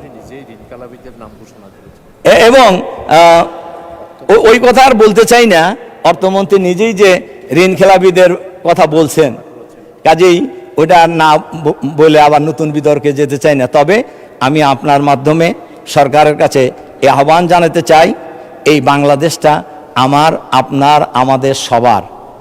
দুর্নীতি যে দলেরই হোক, দুর্নীতিবাজরা কোনো দলের লোক হতে পারে না। এরা দেশের শত্রু, জনগণের শত্রু, এদেরকে না বলতে হবে এবং দুর্নীতি করে পাচারকৃত টাকা এই বাংলাদেশে আবার ফেরত আনতে হবে। কাজেই আসুন আমরা সবাই মিলে গড়ি বাংলাদেশ, চাঁদাবাজ মুক্ত, সন্ত্রাস মুক্ত, দুর্নীতি মুক্ত, দখলবাজ মুক্ত, আধুনিক, মানবিক, বাসযোগ্য সুন্দর বাংলাদেশ আমরা গড়ে তুলব। এটাই হোক আমাদের অঙ্গীকার। আল্লাহ হাফেজ। আমাদের স্লোগান আপনারা শুনছেন নিশ্চয়ই, আমাদের স্লোগান এসো একসাথে গড়ি দেশ, সবার একসাথে গড়ি বাংলাদেশ।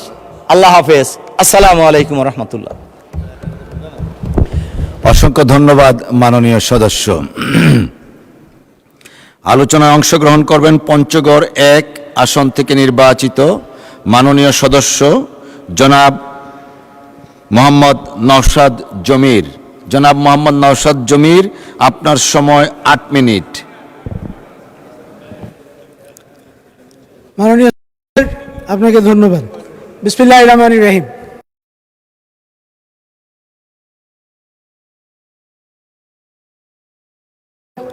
অর্থনীতির বাজেট প্রণয়ন করার জন্য মাননীয় অর্থমন্ত্রীকে বিশেষভাবে ধন্যবাদ জানাচ্ছি। বিশেষভাবে ধন্যবাদ জানাচ্ছি মাননীয় প্রধানমন্ত্রীকে, যিনি সফলভাবে দুটি দেশ সফল করে এসে বাংলাদেশের সুনাম আবার বয়ে নিয়ে এসেছেন। মাননীয় স্পিকার, আমি ম্যাগনা কার্টা থেকে আরম্ভ করে বস্টন টি পার্টি পর্যন্ত প্রত্যেকটা জায়গাতেই একটা কথা ছিল, সেটা হচ্ছে যে নো ট্যাক্সেশন উইদাউট রিপ্রেজেন্টেশন। আজকে বাংলাদেশে এই জুলাই অভ্যুত্থান বা বিপ্লবের পরে আজকে এই মহান সংসদে আমরা যারা বসতে পেরেছি, একটি সুন্দর গণতান্ত্রিক নির্বাচনের মাধ্যমে আমরা বসেছি এবং সেই নির্বাচনের পরে মাননীয় অর্থমন্ত্রী যেই বাজেট পেশ করেছেন, সেই বাজেটটি বাংলাদেশ রাষ্ট্রের পুনর্মেরামতের প্রথম রূপরেখা বলে আমি বিশ্বাস করি। মাননীয় স্পিকার, আইনের এবং কর আইনের ছাত্র হিসেবে আমি এটুকু আপনার কাছে উল্লেখ করতে চাই যে কর আইনের যে দর্শনগুলো আছে তিনটি, একটি হচ্ছে সোশ্যাল কন্ট্রাক্ট বা সামাজিক চুক্তি, ইউটিলিটেরিয়ানিজম বা উপযোগবাদ যেটা জেরেমি বেন্থামের কিংবা জন রোলসের যে ন্যায়ভিত্তিক তত্ত্ব, এই তিনটি তত্ত্বের সমন্বয় আজকে আমরা এই বাজেটের মধ্যে দেখতে পাচ্ছি। মাননীয় স্পিকার, সেজন্য আমি আন্তরিকভাবে মাননীয় অর্থমন্ত্রীকে ধন্যবাদ জানাই। মাননীয় স্পিকার, আজকে বাজেট ডেফিসিট নিয়ে অনেক কথা বলা হয়েছে, তা আমি এটার উত্তরে শুধু এটুকু বলতে চাই যে পৃথিবীর যে কোনো দেশের দিকে তাকিয়ে দেখুন এবং পৃথিবীর সবচেয়ে ধনী যে দেশটা আমেরিকা যুক্তরাষ্ট্র, সেটার দিকে তাকিয়ে দেখুন। 2026 সালে তাদের বাজেট ডেফিসিট $1.2 ট্রিলিয়ন এবং দ্বিতীয় ধনী দেশ জাপানের এই মুহূর্তে বাজেট ডেফিসিট 1.3 ট্রিলিয়ন ইয়েন। তো মাননীয় স্পিকার, বাজেট ডেফিসিট একটা বাজেটের স্বাভাবিক অংশ, এটা খুব অস্বাভাবিক কিছু নয়। আমি যে জায়গাটায় যেতে চাচ্ছি সেটা হচ্ছে মাননীয় অর্থমন্ত্রী অত্যন্ত সাহসিকতার সঙ্গে যে দু একটি জিনিস আমাদের বাজেটে উল্লেখ করেছেন।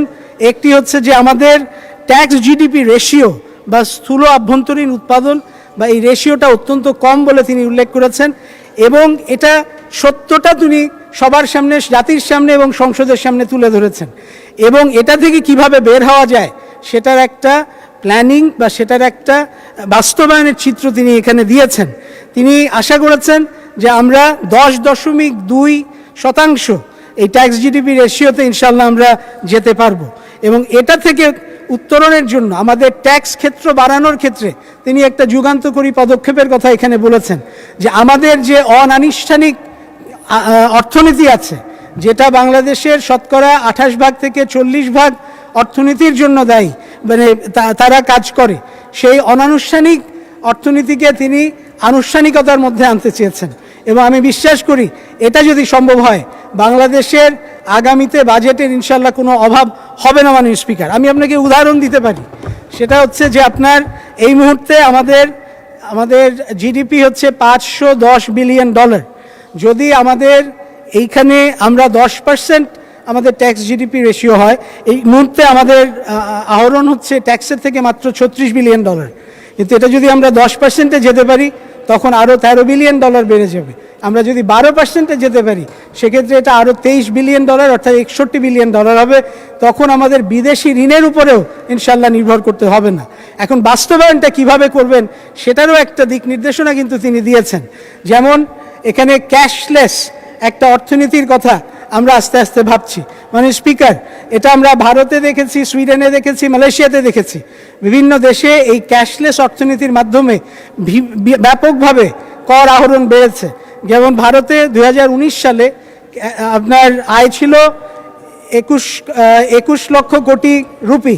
2025 সালে তারা ক্যাশলেস করার পরে তাদের আয় হয়েছে 213 লক্ষ কোটি এবং 1660 কোটি লেনদেন তারা করেছে। মাননীয় স্পিকার, ব্লক চেইন, যেটা অটোমেশনের কথা মাননীয় অর্থমন্ত্রী বলেছেন, এই ব্লক চেইনের মাধ্যমে যে গোল্ডেন আপনার চায়নাতে যেটা আমরা দেখেছি মাননীয় স্পিকার, যে ব্লক চেইনের মাধ্যমে তারা তাদের অর্থনীতিকে এমন একটা জায়গায় নিয়ে গেছেন যে গোল্ডেন ট্যাক্স সিস্টেম 2021 সাল থেকে, সেখানে তারপরের থেকে আপনার এখানে কোনো এই যে দুর্নীতির সুযোগটা একেবারেই বন্ধ হয়ে যায় এবং তার ফলে মাননীয় স্পিকার তাদের ট্যাক্স আহরণ অনেক বেশি বেড়ে গেছে এবং বাংলাদেশও সেই পথেই হাঁটছে এবং ইনশাআল্লাহ আমাদের এই সুযোগ্য প্রধানমন্ত্রী এবং অর্থমন্ত্রীর নেতৃত্বে বাংলাদেশ সেদিকেই এগিয়ে যাবে।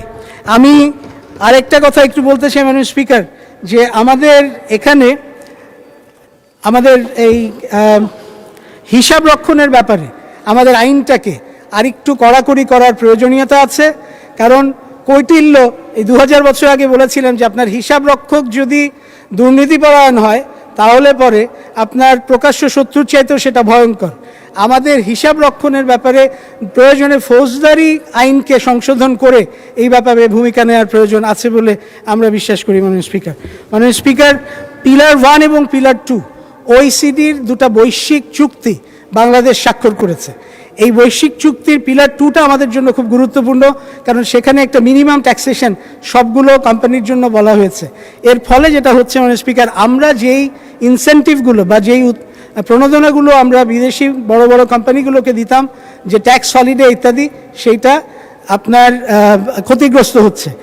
আমরা এখন আমাদের মাননীয় অর্থমন্ত্রীর যেটা বলেছেন যে উদ্ভাবনী শক্তির মাধ্যমে তিনি কিছু অর্থনৈতিক নতুন দিগন্ত চালু করতে চান, তা আমার মনে হয় সেখানে ক্যাশ ক্রেডিট, ট্যাক্স ক্রেডিট কিংবা R&D সাপোর্ট, ট্রেনিং সাবসিডিজ, এগুলো যদি আমরা দিতে পারি ইনশাল্লাহ আমাদের এখানে এই দেশে অবশ্যই আমাদের সে বিদেশি বিনিয়োগ যথেষ্টভাবে আসবে।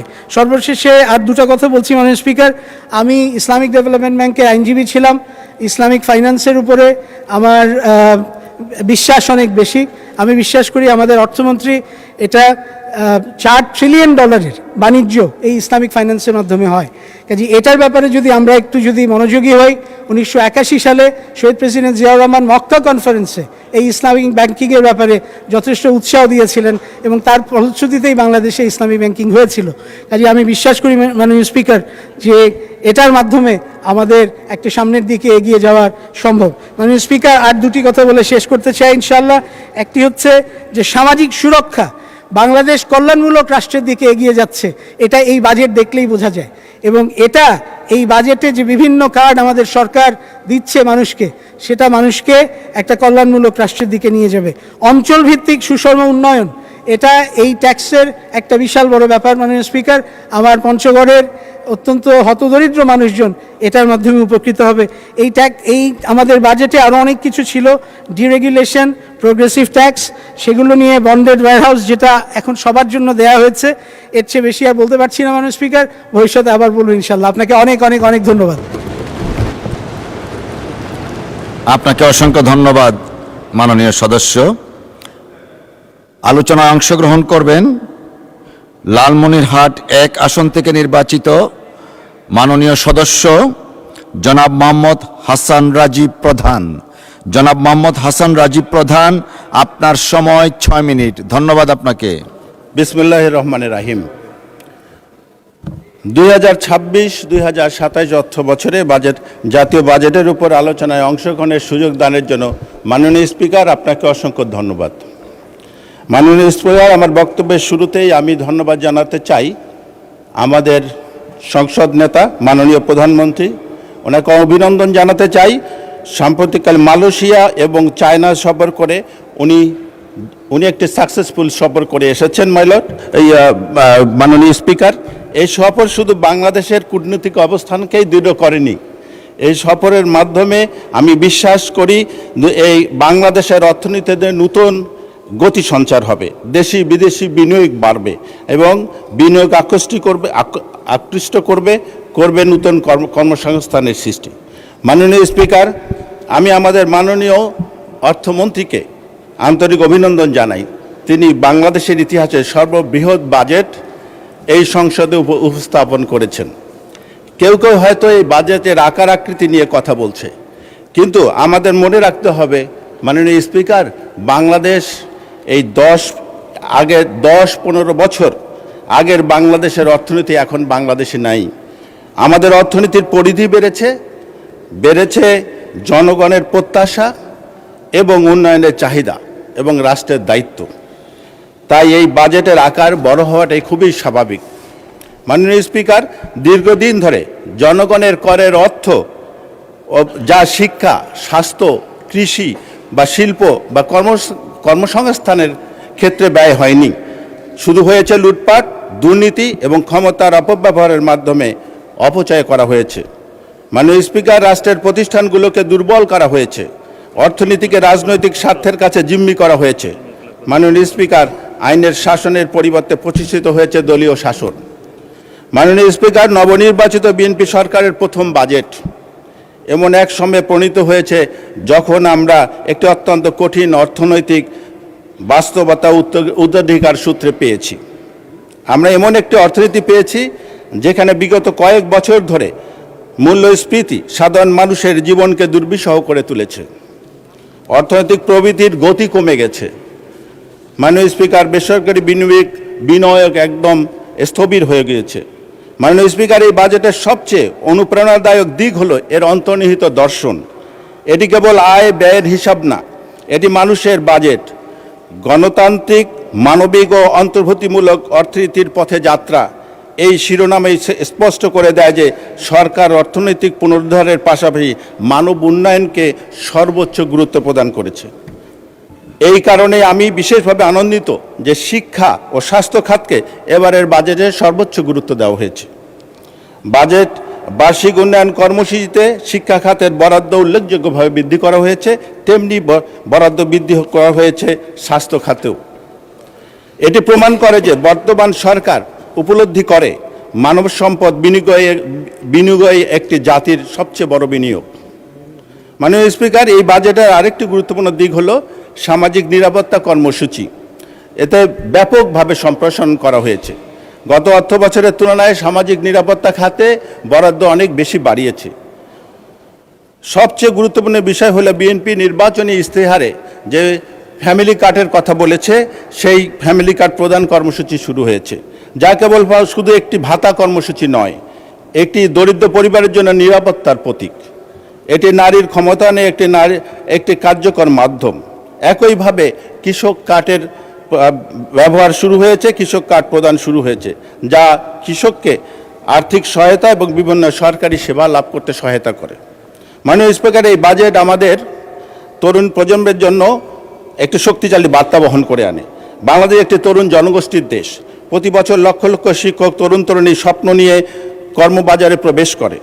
এই বাস্তবতা উপলব্ধি করে সরকার উদ্যোক্তা সৃষ্টি, স্টার্টআপ, ক্ষুদ্র ও মাঝারি শিল্প, নারী উদ্যোক্তা, ফ্রিল্যান্সিং ইত্যাদি সৃজনশীল অর্থনীতির উপর বিশেষ গুরুত্ব প্রদান করেছিল। মাননীয় স্পিকার, বাংলাদেশের অর্থনীতির প্রাণ হলো কৃষি। কৃষক বাঁচলে দেশ বাঁচবে। কৃষকের অর্থনীতি শক্তিশালী হলে দেশের অর্থনীতি শক্তিশালী হবে।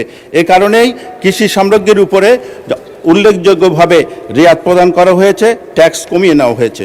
মাননীয় স্পিকার, বাংলাদেশের অর্থনীতি বড় চ্যালেঞ্জ হল দীর্ঘদিন ধরে বিদ্যুৎ ও জ্বালানি সংকট আমাদের শিল্প উৎপাদন, রপ্তানি ও বিনিয়োগকে ক্ষতিগ্রস্ত করেছে। সৌর বিদ্যুৎ খাতে কর অব্যাহতি, সৌর যন্ত্রপাতি আমদানিতে শুল্ক মুক্ত সুবিধা, বৈদ্যুতিক যানবাহনের উপর কর হ্রাস, চার্জিং অবকাঠামোতে শুল্ক প্রত্যাহার এবং ব্যাটারি উৎপাদনে কর সুবিধা, এসব পদক্ষেপ প্রমাণ করে যে সরকার ভবিষ্যতের সবুজ অর্থনীতির জন্য বাংলাদেশকে প্রস্তুত করছে। মাননীয় স্পিকার, এই শেষ পর্যায়ে আমি আমার নির্বাচনী এলাকা দু একটি কথা বলতে চাই। মাননীয় স্পিকার, দীর্ঘ 47 বছর পরে বাংলাদেশ জাতীয়তাবাদী দল লালমনিরহাট এক আসনে বিএনপিকে মনোনীত করেছে। এই অঞ্চলের মানুষ অনেক প্রত্যাশা নিয়ে, আমি অনেক কমিটমেন্ট দিয়েছি, অনেক কিছু করার আশ্বাস দিয়েছে। মানুষ আমার উপর আস্থা রেখেছে। এখানে মাননীয় প্রধানমন্ত্রী উপস্থিত আছেন, অন্যান্য মন্ত্রীগণ উপস্থিত আছেন। আমাদের অঞ্চল একটা সম্ভাবনাময় অঞ্চল। এখানে কৃষিভিত্তিক শিল্প করা খুবই প্রয়োজনীয়, কারণ এখানে আমাদের অধিকাংশ কৃষক কৃষির উপরে নির্ভরশীল, অন্য কোনো কর্মসংস্থানের সুযোগ নাই। এছাড়াও আমাদের অসংখ্য ধন্যবাদ মাননীয় সদস্য। আলোচনায় অংশগ্রহণ করবেন পাবনা 2 আসন থেকে নির্বাচিত মাননীয় সদস্য জনাব AKM সেলিম রেজা হাবিব। জনাব সেলিম রেজা হাবিব, আপনার সময় 6 মিনিট। ধন্যবাদ আপনাকে। মাননীয় স্পিকার, আপনাকে ধন্যবাদ।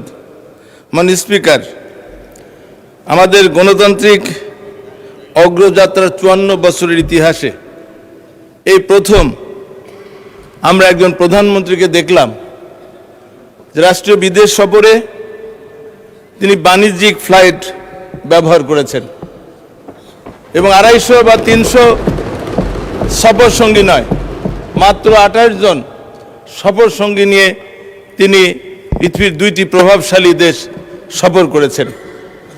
মাননীয় স্পিকার, রাষ্ট্রীয় অর্থের যে অপচয় বিগত সরকার প্রধানগুলো করেছে, তার থেকে বেরিয়ে এসে একজন সাধারণ মানুষের মতো এই যে বিদেশ ভ্রমণ, আমরা এর জন্য মাননীয় প্রধানমন্ত্রীকে আন্তরিকভাবে ধন্যবাদ এবং সাধুবাদ জানাই।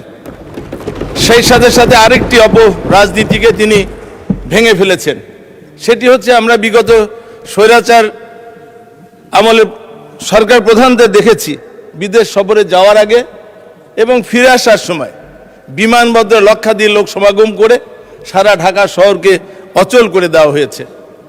এর থেকেও আমাদের মাননীয় প্রধানমন্ত্রী বেরিয়ে এসে জনগণের স্বস্তির জন্য তিনি নীরবে সাধারণ মানুষের মতো বিদেশ গিয়েছেন এবং ফিরে এসেছেন। জনগণের সরকার প্রধানের কাছে জনগণ এটাই প্রত্যাশা করে। তাই আমি মাননীয় প্রধানমন্ত্রীকে আমার পক্ষ থেকে, এই সংসদের পক্ষ থেকে এবং বাংলাদেশের 18 কোটি মানুষের পক্ষ থেকে আন্তরিক ধন্যবাদ এবং সাধুবাদ জানাই। মাননীয় স্পিকার, আমি অর্থনীতিবিদ নই, অর্থনীতির ছাত্রও নই। এ বিষয়ে আমার বাজেট নিয়ে চুলচেরা বিশ্লেষণ করার ক্ষমতা আমার নেই, কিন্তু জনগণের নিরপেক্ষ ভোটের মাধ্যমে একাধিকবার এই সংসদে আসার সৌভাগ্য আমার হয়েছে। বিভিন্ন সময় এই বাজেট উপস্থাপন করে দেখেছি, আলোচনায় অংশগ্রহণ করেছি, সেখান থেকে যতটুকু জ্ঞান অর্জন করেছি এবং সাদা চোখে যেটুকু দেখেছি সেটুকু নিয়ে আমি বলার চেষ্টা করব। মাননীয় স্পিকার, গত 11 জুন রাষ্ট্র মেরামতের 31 দফা এবং আমাদের নির্বাচনী ইশতেহারের আলোকে আমাদের মাননীয় প্রধানমন্ত্রীর দিক নির্দেশনায় আমাদের সুযোগ্য অর্থমন্ত্রী বাংলাদেশের ইতিহাসে একটি ব্যতিক্রম ধর্মী, গণমুখী, জনবান্ধব এবং সুষম একটি বাজেট তিনি উপস্থাপন করেছেন। এই বাজেট উপস্থাপনের পরেই কোন রাজনৈতিক দল, কোন অর্থনীতিবিদ, সুশীল সমাজ, সাংবাদিক, বুদ্ধিজীবী থেকে কোনো শ্রেণী পেশার মানুষ এই বাজেটের বিরুদ্ধে কোনো প্রতিবাদ তো দূরের কথা, একটা মানববন্ধন বা একটা বিবৃতিও আমরা দেখে নেই মাননীয় স্পিকার। কিন্তু আমরা অত্যন্ত দুঃখের সঙ্গে দেখলাম যে একটি রাজনৈতিক দল ক্ষুদ্র একটি ব্যানার হাতে করে একটা প্রতিবাদ মিছিল আমরা সোশ্যাল মিডিয়ায় দেখেছি। সেখানে মাদক, সিগারেট এবং মদের যে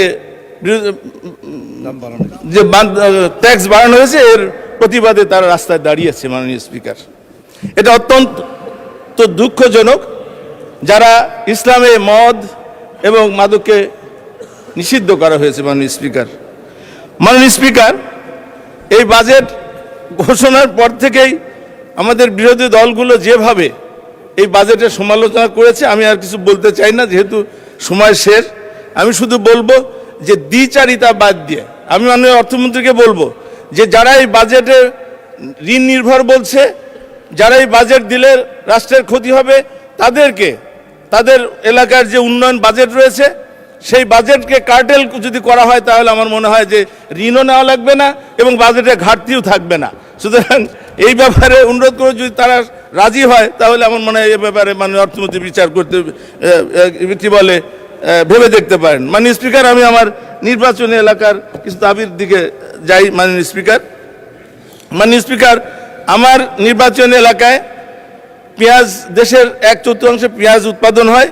এই পেঁয়াজের দাম এখন বর্তমানে প্রকারভেদে 600 থেকে 800 টাকা মন, অথচ খরচ হয়েছে 1200-1400 টাকা মন। এ ব্যাপারে মাননীয় মন্ত্রী মহোদয়দের কাছে দৃষ্টি আকর্ষণ করে এবারে প্রয়োজনীয় ব্যবস্থা গ্রহণ করার জন্য মাননীয় স্পিকার, দেশের উত্তর এবং দক্ষিণ পশ্চিমাঞ্চলের 16 জেলার 3.5 কোটি মানুষের যাতায়াতের জন্য মাননীয় স্পিকার পদ্মা এবং যমুনা নদীর উপর একটি ওয়াই টাইপ সেতু প্রয়োজন। মাননীয় স্পিকার, এর ব্যাপারে মাননীয় প্রধানমন্ত্রীর সদয় অনুমোদনের প্রত্যাশা করছি, দাবি জানাচ্ছি মাননীয় স্পিকার। আমার নির্বাচনী এলাকার বিল গন্ডহস্তির উপর দিয়ে একটি ওয়াই টাইপ নাকি উড়াল সেতু নির্মাণের আমি দাবি জানাচ্ছি মাননীয় স্পিকার। পাবনা এডওয়ার্ড বিশ্ববিদ্যালয় কলেজকে বিশ্ববিদ্যালয়ে রূপান্তরের দাবি জানাচ্ছি মাননীয় স্পিকার। আরও অনেক দাবি রয়েছে মাননীয় স্পিকার, যেগুলো মন্ত্রী মহোদয়রা রয়েছেন। আশা করি এই বাজেটের মাধ্যমে আমরা আমাদের সে সমস্ত দাবি মাননীয় মন্ত্রী মহোদয়ের মাধ্যমে আমরা পূরণ করতে পারবো। মাননীয় স্পিকার, আমাকে সময় দেওয়ার জন্য আপনাকে ধন্যবাদ। আপনাকেও ধন্যবাদ মাননীয় সদস্য। আলোচনায় অংশগ্রহণ করবেন পাবনা 5 আসন থেকে নির্বাচিত মাননীয় সদস্য জনাব মোহাম্মদ শামসুর রহমান শিমুল বিশ্বাস। জনাব মোহাম্মদ শামসুর রহমান শিমুল বিশ্বাস, আপনার সময় 8 মিনিট। ধন্যবাদ। বিসমিল্লাহির রহমানির রহিম। মাননীয় স্পিকার, আপনাকে ধন্যবাদ। দীর্ঘ নির্বাচন শেষে বাংলাদেশের নেতা,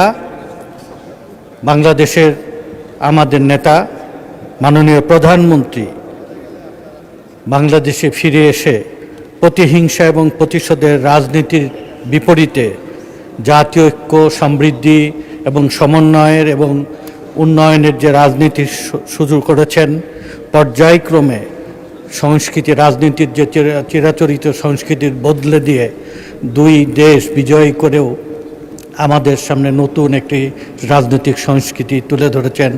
আপনার মাধ্যমে মাননীয় প্রধানমন্ত্রীকে ধন্যবাদ জ্ঞাপন করছি।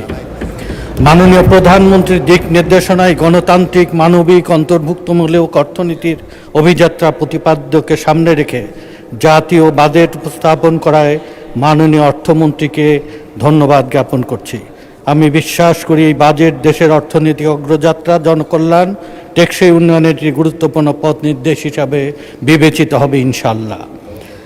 প্রস্তাবিত বাজেট আলোচনায় প্রথমে আমি গভীর শ্রদ্ধার সাথে স্মরণ করছি মহান মুক্তিযুদ্ধের বীর শহীদদের। শ্রদ্ধার সাথে স্মরণ করছি স্বাধীনতার ঘোষক, বহুদলীয় গণতন্ত্রের পুনঃপ্রবর্তক, স্বাধীনতা পরবর্তী বাংলাদেশের অর্থনৈতিক পুনর্গঠনের রূপকার শহীদ রাষ্ট্রপতি জিয়া রহমানকে। বিনম্র শ্রদ্ধার সাথে স্মরণ করছি স্বৈরাচার বিরোধী আন্দোলনের আপসীর নেত্রী, রাজনৈতিক প্রজ্ঞা, জাতীয় ঐক্য, নারী শিক্ষার অগ্রদূত, 3 বারের সফল প্রধানমন্ত্রী, দেশবাসীর ভালোবাসা, ভক্তি ও শ্রদ্ধায় সিক্ত সবচেয়ে বাংলাদেশের জনপ্রিয় নেত্রী মরহুমা দেশনেত্রী বেগম খালেদা জিয়াকে। একই সঙ্গে 1/11 পরবর্তী দীর্ঘ 2 দশকের ফ্যাসিবাদ বিরোধী গণতান্ত্রিক আন্দোলন, 90-এর ছাত্র গণ আন্দোলন এবং জুলাই গণ অভ্যুত্থান আত্মবলিদানকারী সকল শহীদ, আহত ছাত্র, শ্রমিক জনতার প্রতি গভীর শ্রদ্ধা জ্ঞাপন করছি। আমি কৃতজ্ঞতা জানাই মাননীয় চেয়ারম্যান, জাতীয় সংসদ নেতা মাননীয় প্রধানমন্ত্রী তারেক রহমানকে তার আস্থা এবং ভালোবাসায় এই প্রতিনিধিত্ব করার সুযোগ পেয়েছি। একই সাথে তার প্রতি কৃতজ্ঞতা জ্ঞাপন করছি এলাকার জনগণ যারা আমাকে নির্বাচিত করে কথা বলার সুযোগ দিয়েছেন, তাদের প্রতি আমি কৃতজ্ঞতা জ্ঞাপন করছি। প্রস্তাবিত বাজেট দেশের কল্যাণ এবং নির্বাচনী প্রতিশ্রুতি বাস্তবায়নের গুরুত্বপূর্ণ দলিল হিসাবে বিবেচিত হয়েছে।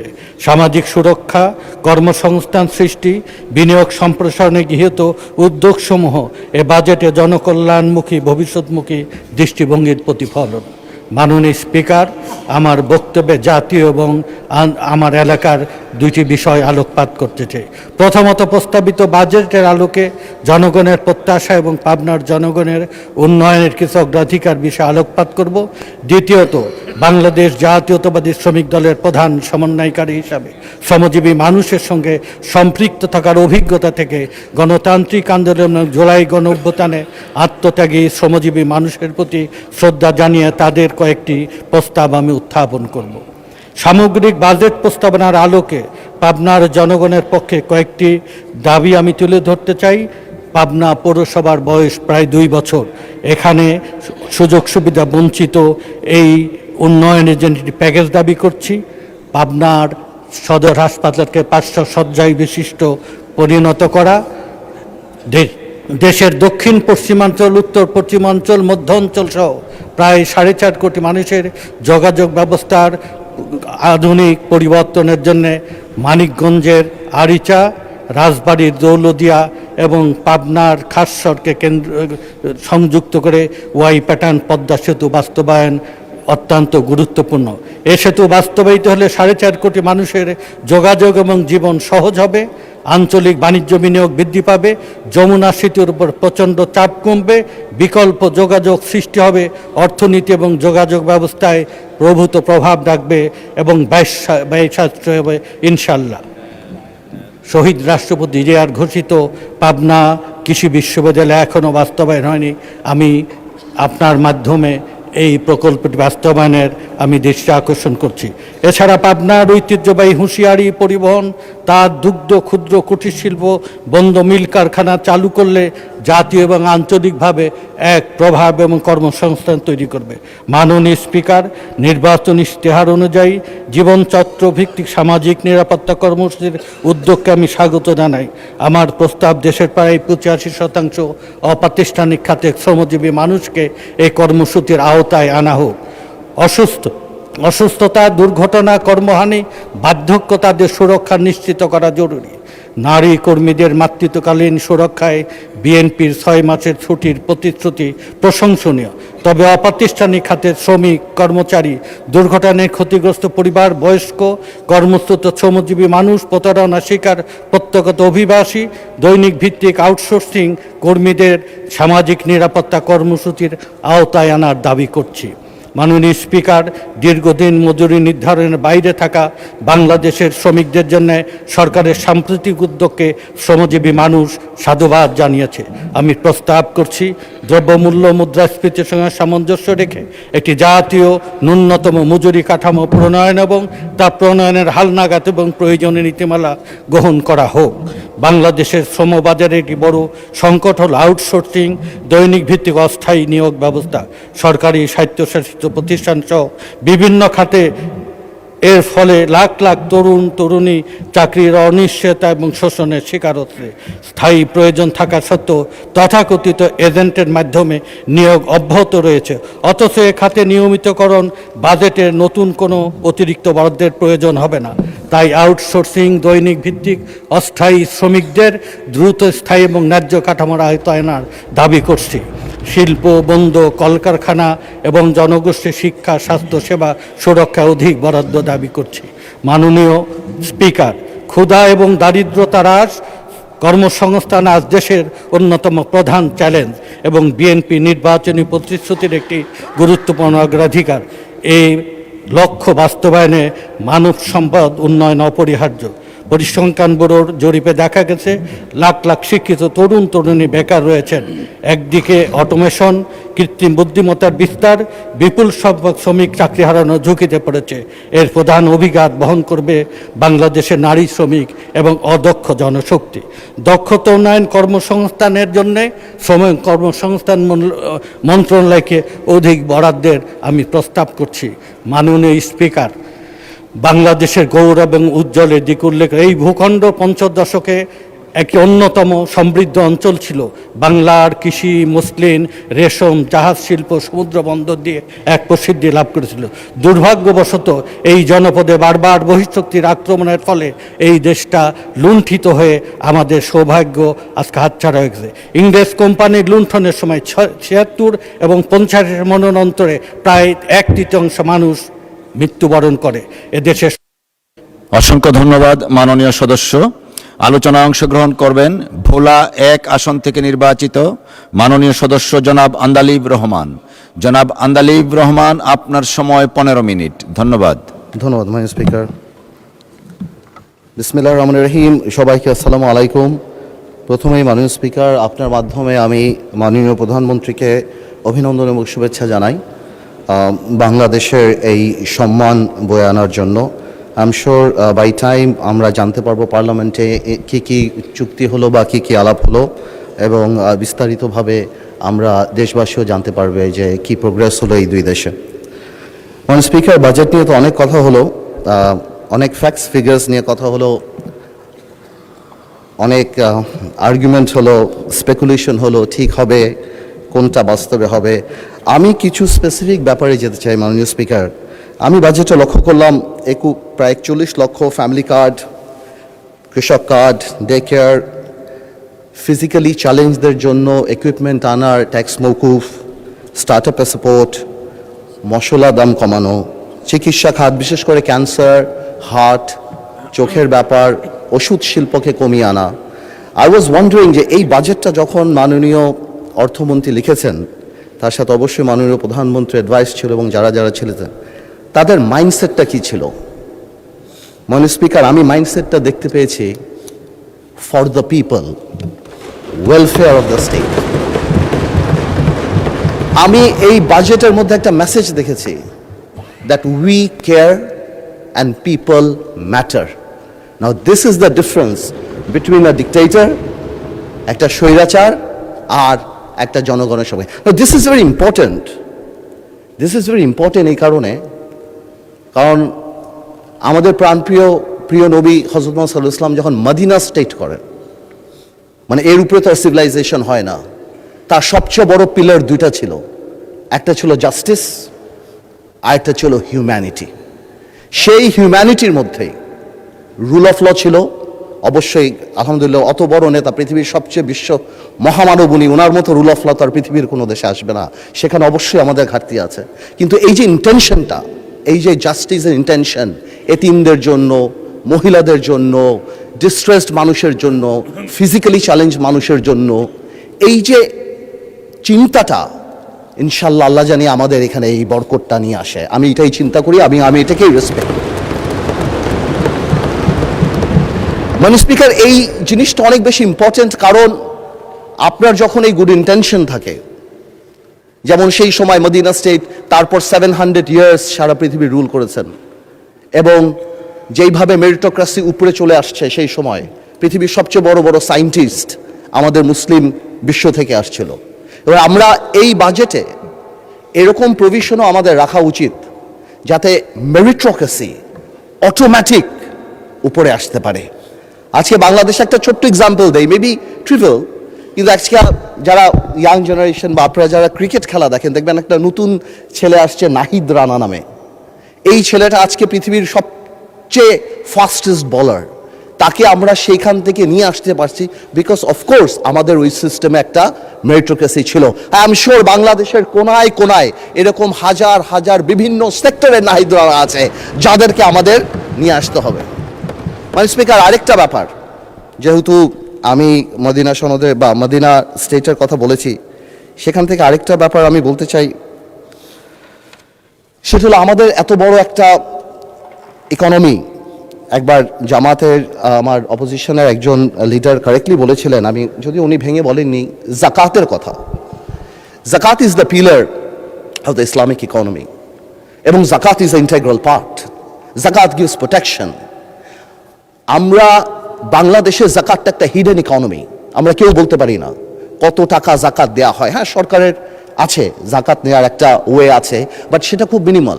আমি মনে করি বাংলাদেশে মাননীয় স্পিকার একটা ডাটাবেস থাকা উচিত, প্রত্যেকটা নির্বাচনী আসনে কারা জাকাত নিতে পারে সেই নামগুলি একটা ডাটাবেসে রাখা উচিত, যাতে করে আমরা যেই জাকাত দিতে চাই, ইভেন কি প্রবাসীরাও যদি জাকাত দিতে চায়, তাহলে ওই ডেটাবেস অনুসারে তারা ওই জাকাতটা পৌঁছে দিতে পারে। সো বেশি হলে কত হবে, 50 লাখ 60 লাখ মানুষ আছে প্রত্যেকটা কনস্টিটুয়েন্সিতে, যদি 20,000 করে আমরা ধরি। কিন্তু এতে কি হবে, উই মাস্ট প্রমোট দ্য জাকাত। যেমন আগেই বললাম, জাকাত আমাদের ইকোনমির অনেক বড় টিঙ্কার, এবং নিশ্চয়ই মানুষ জাকাত দেয়। জাকাতের বাদও দেখেন এত মসজিদ মাদ্রাসা যে হয়, নিশ্চয়ই মুসলমানরা দান করে, তাই তো হয়। মানুষ জাকাত দিতে চায় কিন্তু পারে না। আপনি নর্মাল ওয়েবসাইট দেখেন না মানুষ speaker, what website sells? It doesn't sell product, it sells convenience. আজকে যদি এরকম ওয়েবসাইট আমাদের থাকে, যেখান থেকে বা অ্যাপ থাকে, যেখান থেকে তাদের কাছে কার্ড থাকে, তাদেরকে আইডেন্টিফাই করতে পারি, অনেক প্রবাসী মানুষ আছে। আমি সবাই মাননীয় প্রধানমন্ত্রী ইংল্যান্ডে ছিলেন, দেখবেন আমরা ইংল্যান্ডে আপনার টিভিতে দেখতাম 1 ঘন্টার মধ্যে বাংলা চ্যানেল সিলেটে কোনো একটা মসজিদে হাজার হাজার পাউন্ড তারা বের করে ফেলতো। ওয়াই? Because of accessibility. আমার মনে হয় যারা জাকাত প্রাপ্য তাদেরকে আমাদের এই সুযোগ করে দেওয়া উচিত, যাতে জাকাতটা আরও অনেক পপুলার হয়। অ্যাট দ্য সেম টাইম আমি প্রপোজ করব যে একটা জাকাত টেলিভিশন যাতে আমরা ইন্ট্রোডিউস করতে পারি, যাতে বাংলাদেশে যারা জাকাত নিতে পারে, যারা প্রাপ্য, তাদেরকে আমরা জাকাত যারা দিতে পারে সেই জনগোষ্ঠীর কাছে পৌঁছে দিতে পারি। এখন out of sight out of mind, অনেকে ইচ্ছা করলেও দিতে পারে না। জাকাতের সাথে আরেকটা কথা আমার একজন মাননীয় সংসদ সদস্য বলে গেলেন, রিবা বা সুদের কথা। এটাও আমাদের একজন বলে গিয়েছিলেন, আমাদের মাননীয় সংসদ সদস্য জামাতে ইসলামের, উনিও বলে গিয়েছিলেন। আমি কারেক্টলি বলি, আমি জানি এই কথা বললে হয়তো আমাকে অনেকে প্রোগ্রেসিভ মনে করবে না, ইটস ট্রু, এটা হতেই পারে, বিকজ আমরা এমনভাবে কনভেনশনাল ব্যাংকিং বা শাইলক সিস্টেমে আমরা যেভাবে ঢুকে গিয়েছি, এটা আমরা রাতারাতি পরিবর্তন করতে পারবো না। কিন্তু এটা সত্যি কথা যে পৃথিবীতে এখন Islamic banking is the trend.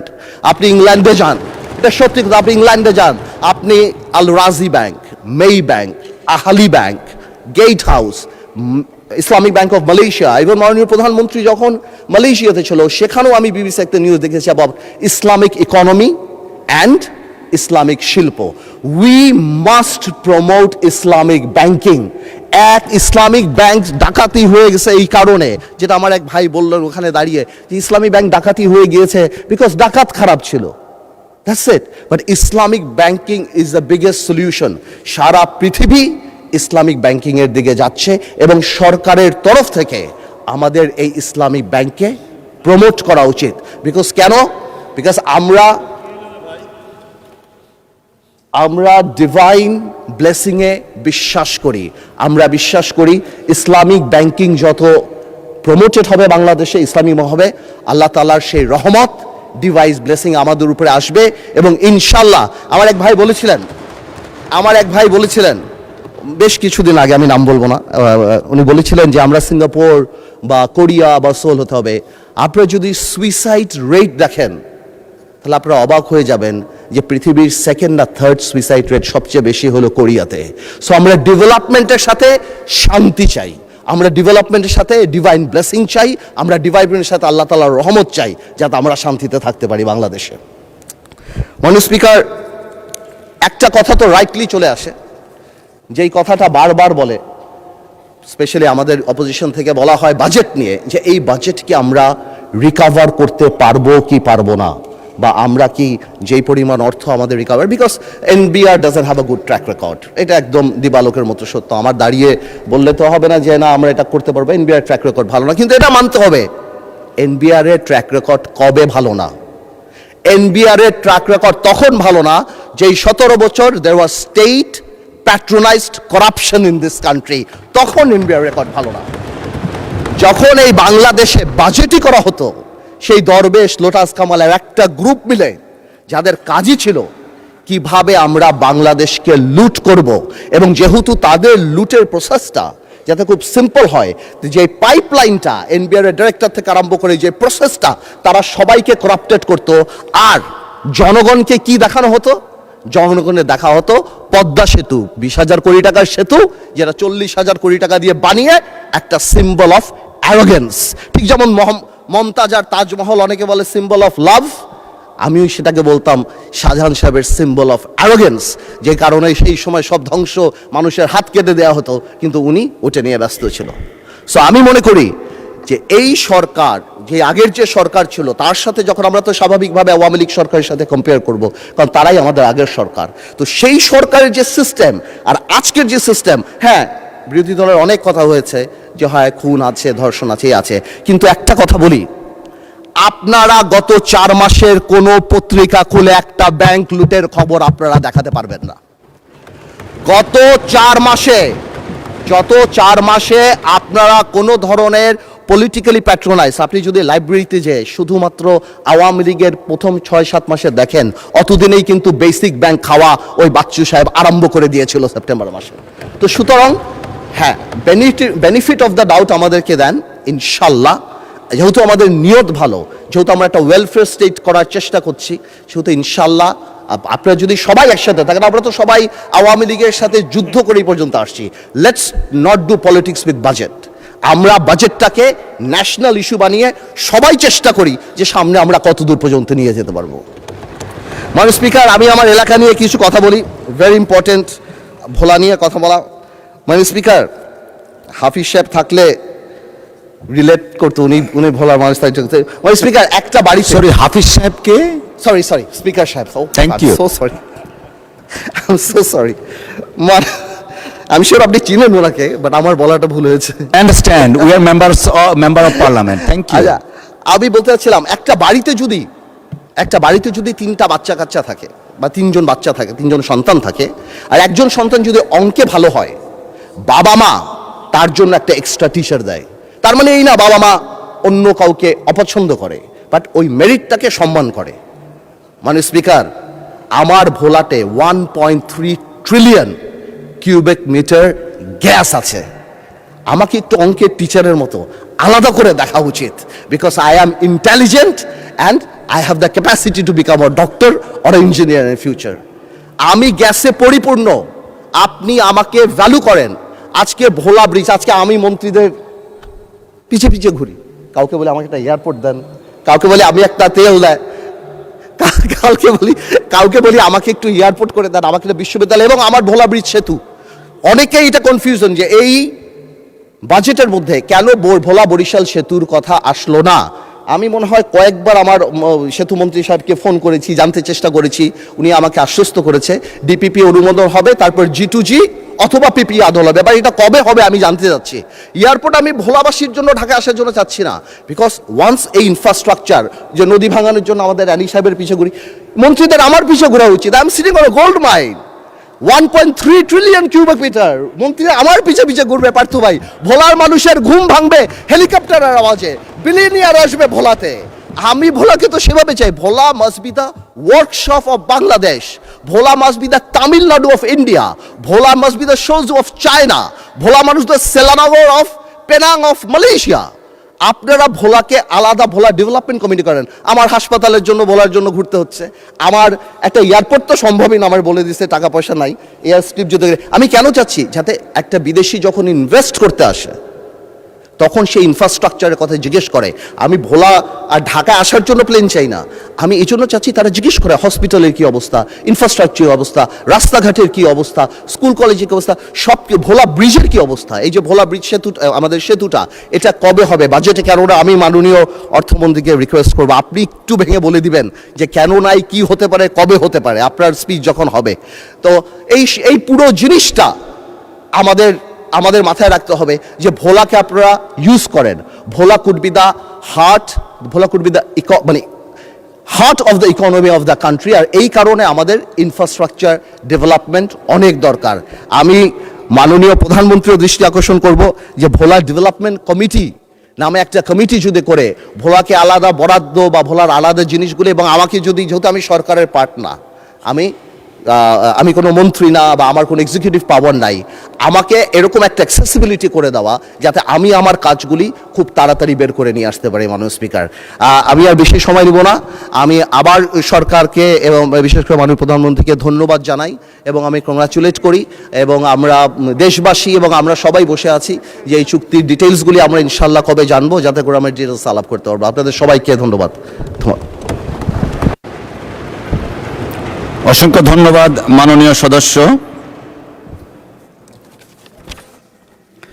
মাননীয় সদস্যবৃন্দ, সংসদের বৈঠক আসরের নামাজের জন্য 30 মিনিটের বিরতি দেওয়া হলো। আপনাদের সহযোগিতার জন্য অসংখ্য ধন্যবাদ।